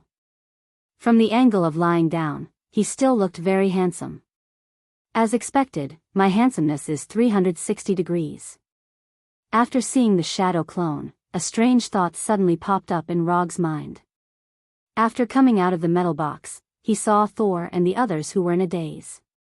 What, have you never seen a handsome guy climb out of a coffin before? This kind of attitude is definitely Rog himself.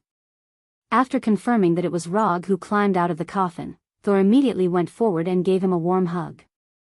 Enough, if you're Sif, I don't mind letting you hug me for a little longer. After saying that, Rog pushed away Thor, who was a little too enthusiastic. When he was on Earth, he didn't see this guy being so enthusiastic. When Rog came out, the Shadow Clone Scroll removed the Shikatsu forest and then removed its own existence. Since the original body was here, the Shadow Clone Scroll naturally had to leave. Tell me, why did you call me here this time? After observing the expressions of Sif and the others and the room that was not gorgeous at all, Rog directly asked. If there was nothing, Thor would never have let him come. We have to leave Asgard and deal with Malekith. In the following time, Thor roughly explained the current situation to Rog. The invasion of the Dark Elves, the death of Queen Scarlet, the ether particles on Jane, the imprisoned Loki, and the grieving Odin. Chapter 200. Thor's plan was as simple and crude as ever. The only thing that had improved was that he no longer underestimated any enemy. However, Malekith, the king of the Dark Elves, was indeed not an opponent to be underestimated. Not to mention the results of Malekith's attack on Asgard this time. A long time ago, Malekith's enemy was Thor's grandfather, the previous king of Asgard, King Bauer. Although he lost the battle and his ether was taken away, Malekith still lived to this day. Generally speaking, the king of the Dark Elves, Malekith, was an opponent who was not lacking in both martial strength and strategy. Rog has arrived, so what we have to do next is to bring Loki out of the dungeon. Only he knows how to secretly leave Asgard without using the Bifrost. As soon as Thor finished speaking, Volstark, who was sitting next to him, shook his head helplessly. I know you don't like Loki, but we can only rely on him now. Thor knew very well what others thought of Loki. If it weren't for his and Queen Freya's insistence, Loki might have been sentenced to death by Odin the day he was brought back to Asgard. Well, let me interrupt you first. In order to come here from Earth, I personally suffered some serious mental damage, so I hope you can make it up to me afterwards, Thor. In addition, although everyone is already very familiar with each other, we still have to follow the procedures. Write this commission scroll first. Rog directly summoned an unconsumed commission scroll and placed it in front of Thor. The reward I want is very simple. After this matter is over, I hope you can take me to Nidavellir and ask them to help me make a set of armor. He now only has a set of armor similar to Madara's, but after he changed his title, this set of armor can no longer match his image. No problem. Thor was already used to Rog's commission habit. Even if he didn't say anything, Thor would give him a satisfactory reward after the matter was over. Commission content: defeat Malekith. Commission status: incomplete. Commission reward: 250 ninja coins. Just as Rog had predicted, Thor's request successfully passed the system's judgment. The only thing he didn't expect was that the reward given by the system was as high as 250 ninja coins. What was going on? Malekith was just a boss in Thor's personal dungeon. How could there be such a high reward? In the last battle of New York, the system only gave him 200 ninja coins as a reward. Was Malekith that strong?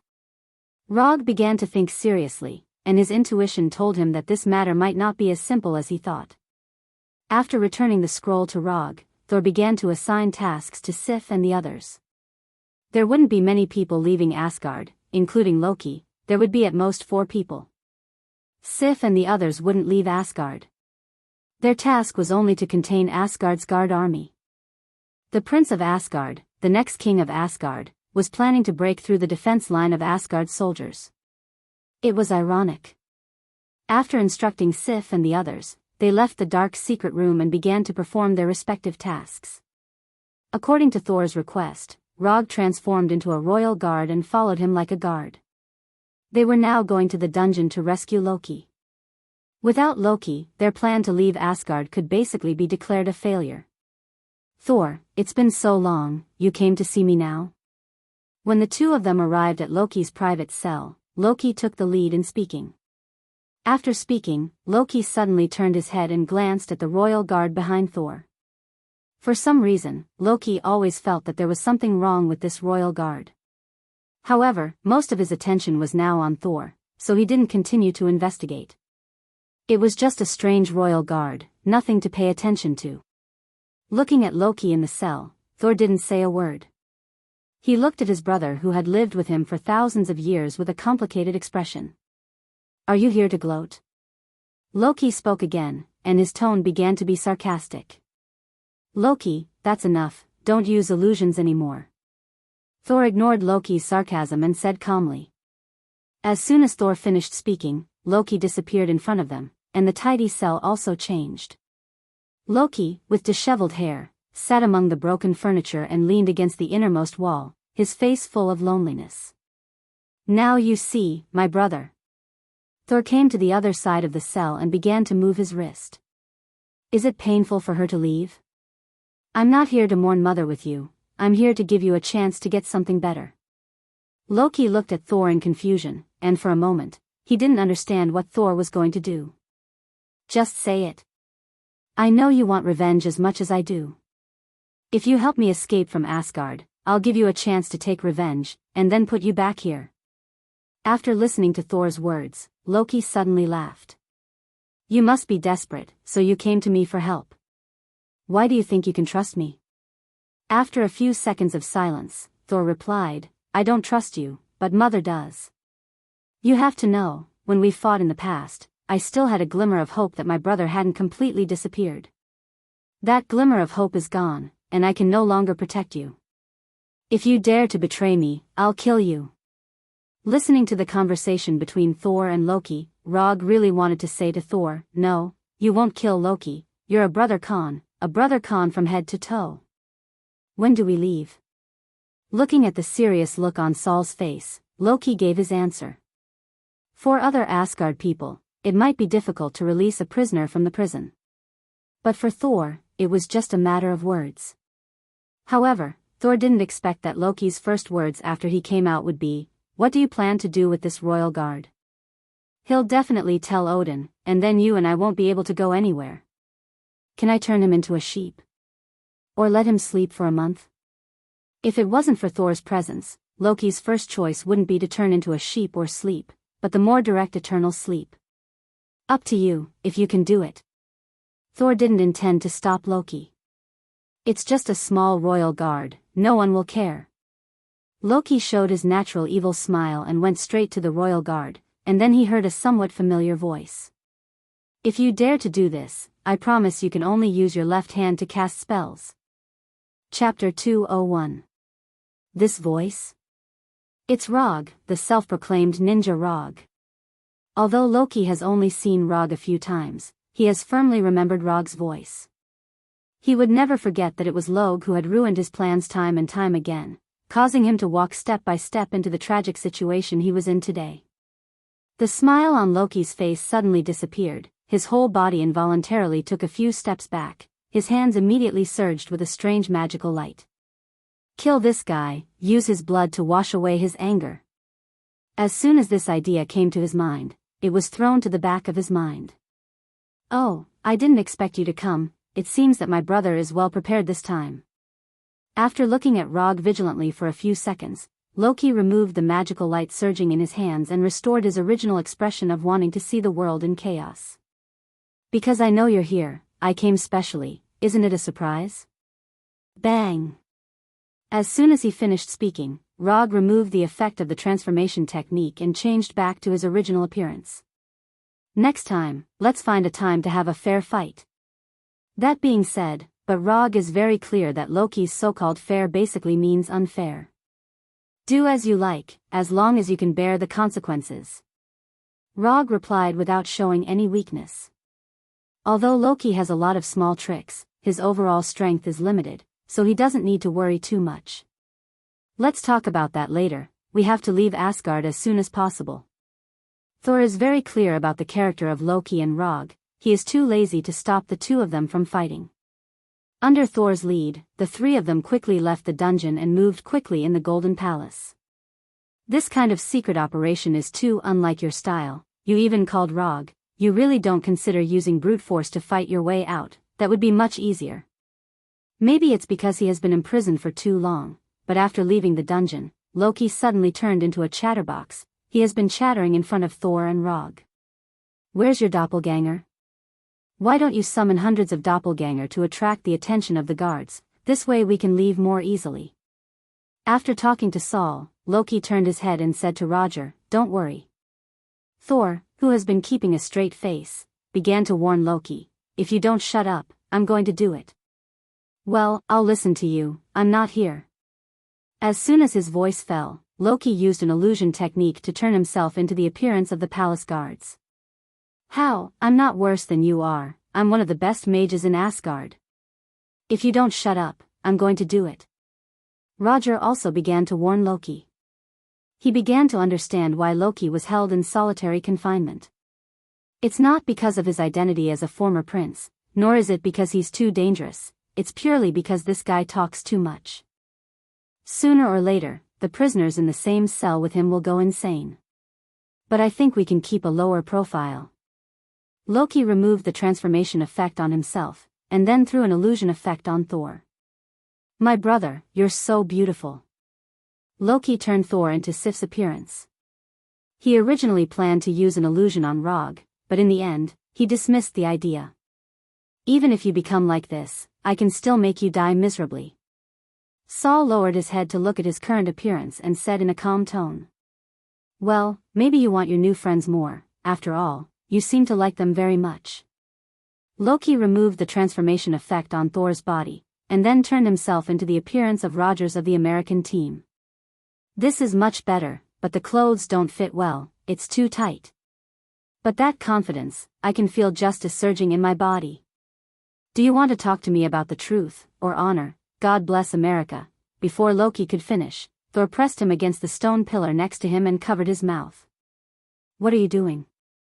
Loki pulled away Thor's right hand that was covering his mouth, and then looked in the direction of Thor's gaze. It was two palace guards who were patrolling.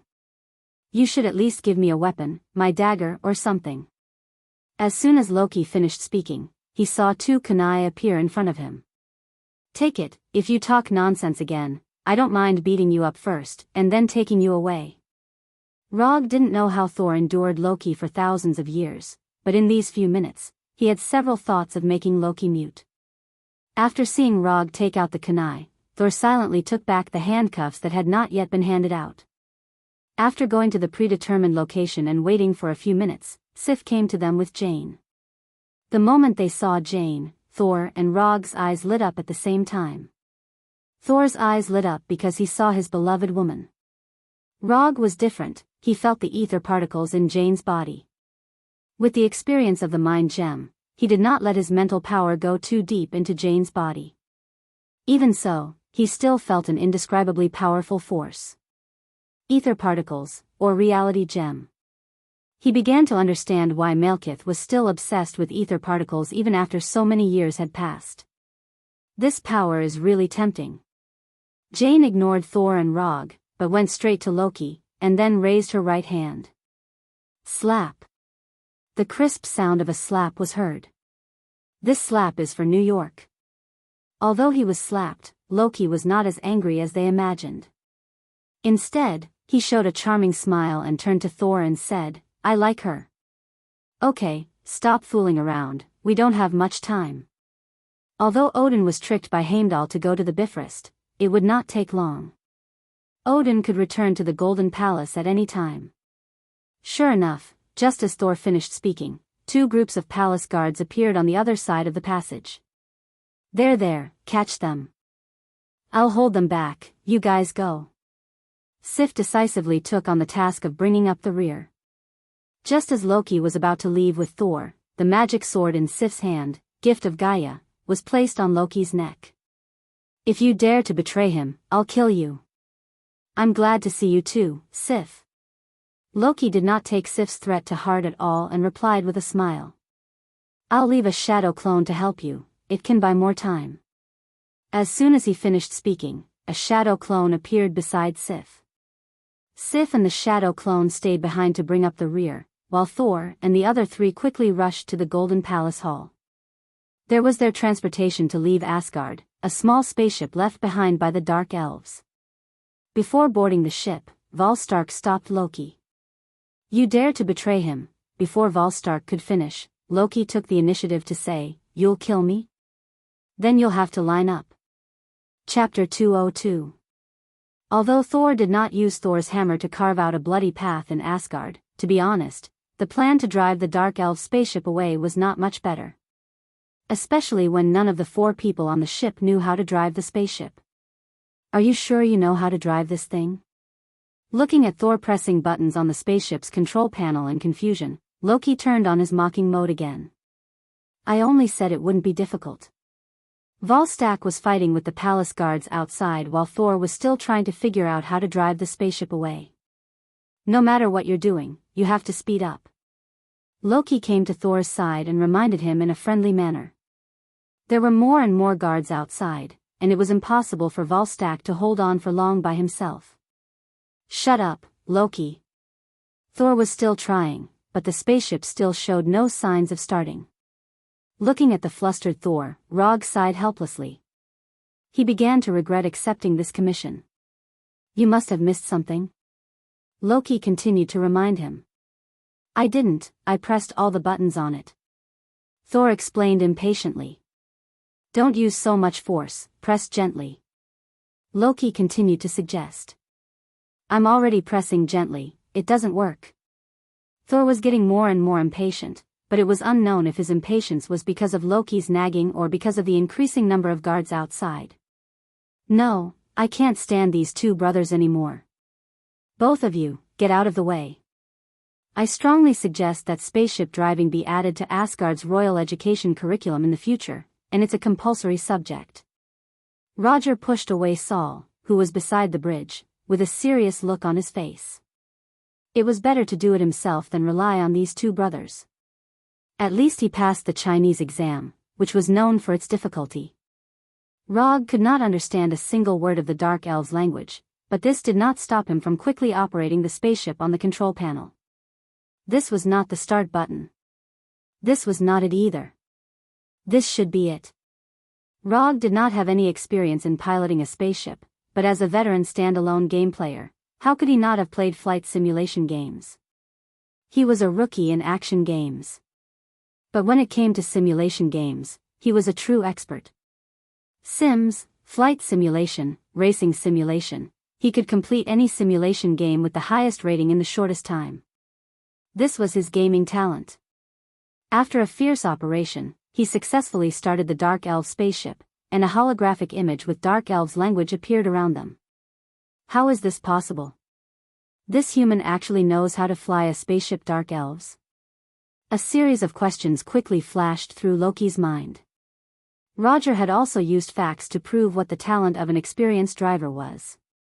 The blade-like flying ship began to soar into the sky, and the stone pillars in the Golden Palace were destroyed one by one. "There's one more pillar that hasn't been hit yet." Loki continued to use his poisonous tongue. "Shut up." There were few pedestrians on Mount Xiaoming, and there were often racers competing with each other. The road, SSS2s. The racer god of Mount Akina was now racing a spaceship. Don't blink, the racer god of Mount Akina's performance is about to begin. Although Loki and Thor did not know what the racer god of Mount Akina was, after seeing the crazy look on Rog's face, a dangerous thought emerged in their minds. Before they could react, Rog pushed the spaceship's power button to its limit. Whoosh! The Dark Elf spaceship flew out of the Golden Palace like a real blade and began to speed through Asgard. "Rog, why don't you let me drive? My piloting skills are better." After watching the spaceship fly past Asgard's buildings at a crazy speed, Thor came to Rog's side and said with a serious face. Rog did not answer Thor. He just looked at him as if he was joking. "Although you're the one who can fly, I have to say that his piloting skills are much better than yours." As long as he could hit Thor, Loki didn't mind praising Rog's piloting skills. However, his real thought at this time was that Thor and Rog's piloting skills were completely inferior to his. I'm the one who's really suitable to pilot a spaceship. Although Asgard was a feudal monarchy, their technology was not feudal at all. In fact, it was very advanced. Just as Thor was about to correct Loki's wrong idea, Asgard's anti-aircraft cannons aimed directly at their spaceship and fired without hesitation. Boom boom boom boom boom, dense shells flew past the spaceship like a rainstorm, setting off explosions that were enough to destroy the spaceship. That's it? You want to shoot down my spaceship with these attacks? Aren't you looking down on me, an old driver from Earth? Since the speed could no longer be increased, it was naturally time to show off his skills. Rog's Sharingan quickly moved and constantly scanned the various buildings, shells, spaceships, and incoming shells in the holographic image. Although he had just started, he quickly grasped the performance limits of the Dark Elf spaceship and controlled the spaceship to make all kinds of fancy evasive maneuvers. As more and more Asgard spaceships followed behind, Rog's piloting became more and more frantic. The violent turns made Thor and others feel like they were on a magical roller coaster. Just as Rog was about to get rid of the spaceship behind them in one go, Jane, who had been silent, suddenly fell down weakly. Oh my God, is he dead? Loki deliberately pretended to be shocked. I'm fine, I'm just a little carsick. After that, Jane began to retch uncontrollably. Ugh. My fault. After feeling Thor's dissatisfied eyes behind him, Rog decisively chose to apologize. However, as soon as he apologized, the spaceship shook violently again. Was it hit? Rog thought that his distraction just now caused the spaceship to be hit, but he soon found out that he was thinking too much. Well done, you just cut off Grandpa Thor's head. Loki glanced back and said to Rog while holding back his laughter. The spaceship was not hit, but the blade-like hull of the spaceship slashed through the statue of Odin's father, King Bau-er, and cut off King Bau-er's head. I didn't want to distract you, it's just that your plan is really terrible. Stealing the Dark Elf spaceship, then flying it around Asgard, crashing into whatever it sees, and letting everyone discover us. This is simply too awesome. Thor, this really suits your style. Before Loki finished speaking, he was grabbed by Thor and thrown out of the spaceship. Chapter 203. What a straightforward way to throw. Although the spaceship below was piloted by the three warriors of Sengoku, this method of throwing could easily cause irreparable mental damage to Loki. But thinking about it, Loki should have long been used to the feeling of being thrown around. Rog, we should go too. Thor picked up Jane, who had fallen to the ground, and came to the open cabin door. You go first, I'll be right behind you. Looking back at Rog, Thor did not hesitate and jumped out of the cabin door. When Thor and Jane left the spaceship, Rog summoned a shadow clone. Piloting a spaceship was not something that could be done at any time, and he did not want to end his first spaceship piloting journey so hastily. After giving the pilot's seat to the shadow clone, he looked around the spaceship with some reluctance, then came to the cabin door and fell down with his back facing down. Hoo-hoo-hoo, as soon as he left the spaceship, there was a whistling sound in his ears, and the feeling of weightlessness quickly enveloped his whole body. However, this feeling of free fall did not last long before it stopped. The spaceship piloted by Fandral caught him, and he just happened to hit Loki, who had just climbed up. Although this height could not kill a frost giant like Loki, the feeling of being treated as a human sandbag was very unpleasant. Can't be angry, can't be angry, can't be angry, Loki reminded himself as he shook off Rog and stood up again. Now the one piloting the spaceship is the shadow clone, this should buy more time. That being said, the real purpose of leaving the shadow clone was to extend the spaceship piloting experience. Although there was no way to control it personally, after the shadow clone was removed, the corresponding memory would be fed back to the main body, which could be considered an alternative piloting experience.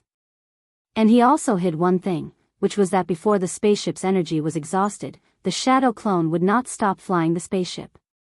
So this is your plan, it's quite impressive. Now, Loki finally figured out all of Thor's plans. The Dark Elf spaceship was used to attract attention from the beginning, so the bigger the commotion, the better. Keep your promise and bring us to your secret passage. After gently putting Jane down, Thor turned to Loki and said. Loki shrugged and held the steering wheel at the end of the cabin. An excited smile appeared on his face. Finally, it's my turn to take the helm. Now, I'll show you what real driving skills are. Under Loki's control, the spaceship began to fly towards the distant mountain peak. The strong wake created a clear water mark on the surface of the water. The dark elf spaceship piloted by the shadow clone attracted most of the spaceships, but there was still one spaceship that discovered their tracks and chased after them. The guards did not seem to care that there were two princes on the spaceship in front of them. The two cannons at the bow of the spaceship continued to shoot out fire. Although Loki was quite arrogant at times, one thing was true. His spaceship piloting skills were quite good. Compared with Rog's crazy and rough maneuvering, Loki's evasive movements were undoubtedly more graceful. Loki dodged all the incoming cannonballs by using the flight method of constantly combining left and right arcs. Thor apparently also considered the current situation and turned back to call Fandral. Fandral. Without any unnecessary words, Fandral directly picked up the rope that had already been prepared and went straight to the edge of the spaceship. For Asgard. As soon as his voice fell, Fandral jumped out and used the rope to swing to the guard spaceship. A few seconds later, the guard spaceship stopped chasing. Without any pursuers, Loki controlled the spaceship to fly to a bare mountain peak without any trees. Near the top of the mountain, there was a cave not much bigger than the spaceship. Loki's goal at this time was to fly the spaceship directly into the cave. Loki? Thor asked Loki nervously. If it's that easy, then everyone can do it. Loki's face also became very serious, but after saying this, he gave Rog a look. What does this have to do with me? Are you crazy? The spaceship was getting faster and faster. Thor asked again, at the same time grabbing Jane who was lying down. Maybe. Loki held the rudder with both hands and made the final adjustments to the flight direction. Looking at the cave entrance getting closer and closer, Rog also silently prepared to flying Thunder God at any time. If Loki failed, he would immediately teleport back to the Shadow Clone's side. In the end, no accidents happened and the spaceship flew smoothly into the cave. Except for slightly brushing the surrounding stone walls when they first entered the cave, no accidents happened. After entering the cave, Loki still had no intention of slowing down, or rather, there was no need to slow down now. Although they didn't know how Loki found this place, after entering here, the spaceship entered a natural teleportation channel, and the brilliant light instantly occupied all their vision. The spaceship only flew in this space channel for 5 or 6 seconds before flying back to the real world. Victory arrived. After having a close contact with the ground and then being bounced back into the air, Loki said with a satisfied expression. This was a dark world, and the whole world gave people an extremely oppressive feeling. The sky was gray, the earth was gray, and even the stones were as black as coal. In this doomsday-like world, there were also a large number of damaged man-made buildings. These buildings were scattered all over the place, adding to the aura of civilization's destruction. This is Svartalfheim, the former kingdom of the Dark Elves. But that was a long time ago. After my grandfather King Bauer defeated Malekith and took away the ether, this place became a barren land in the 9 realms. After settling the sleeping Jane, Thor came to Rog's side and explained silently. In order to prevent Malekith from continuing to harm the people of Asgard, Thor did not hesitate to disobey Odin's orders and brought Jane here. He wanted to solve the problem of Jane here and avenge his mother Freya. If I had that energy, how much could I do? Looking at the sleeping Jane, Loki suddenly said. You will be devoured. Thor immediately interrupted Loki's fantasy. Just when Rog thought they would discuss the next plan, the entangled brothers quarreled again. Their topic started from the short lifespan of humans, transitioned to Loki's ambition, and then to the dead Queen Freya. Just when Thor was about to punch Loki in the face, he stopped. She wouldn't want us brothers to fight. She's already used to it, Loki said with a little helplessness.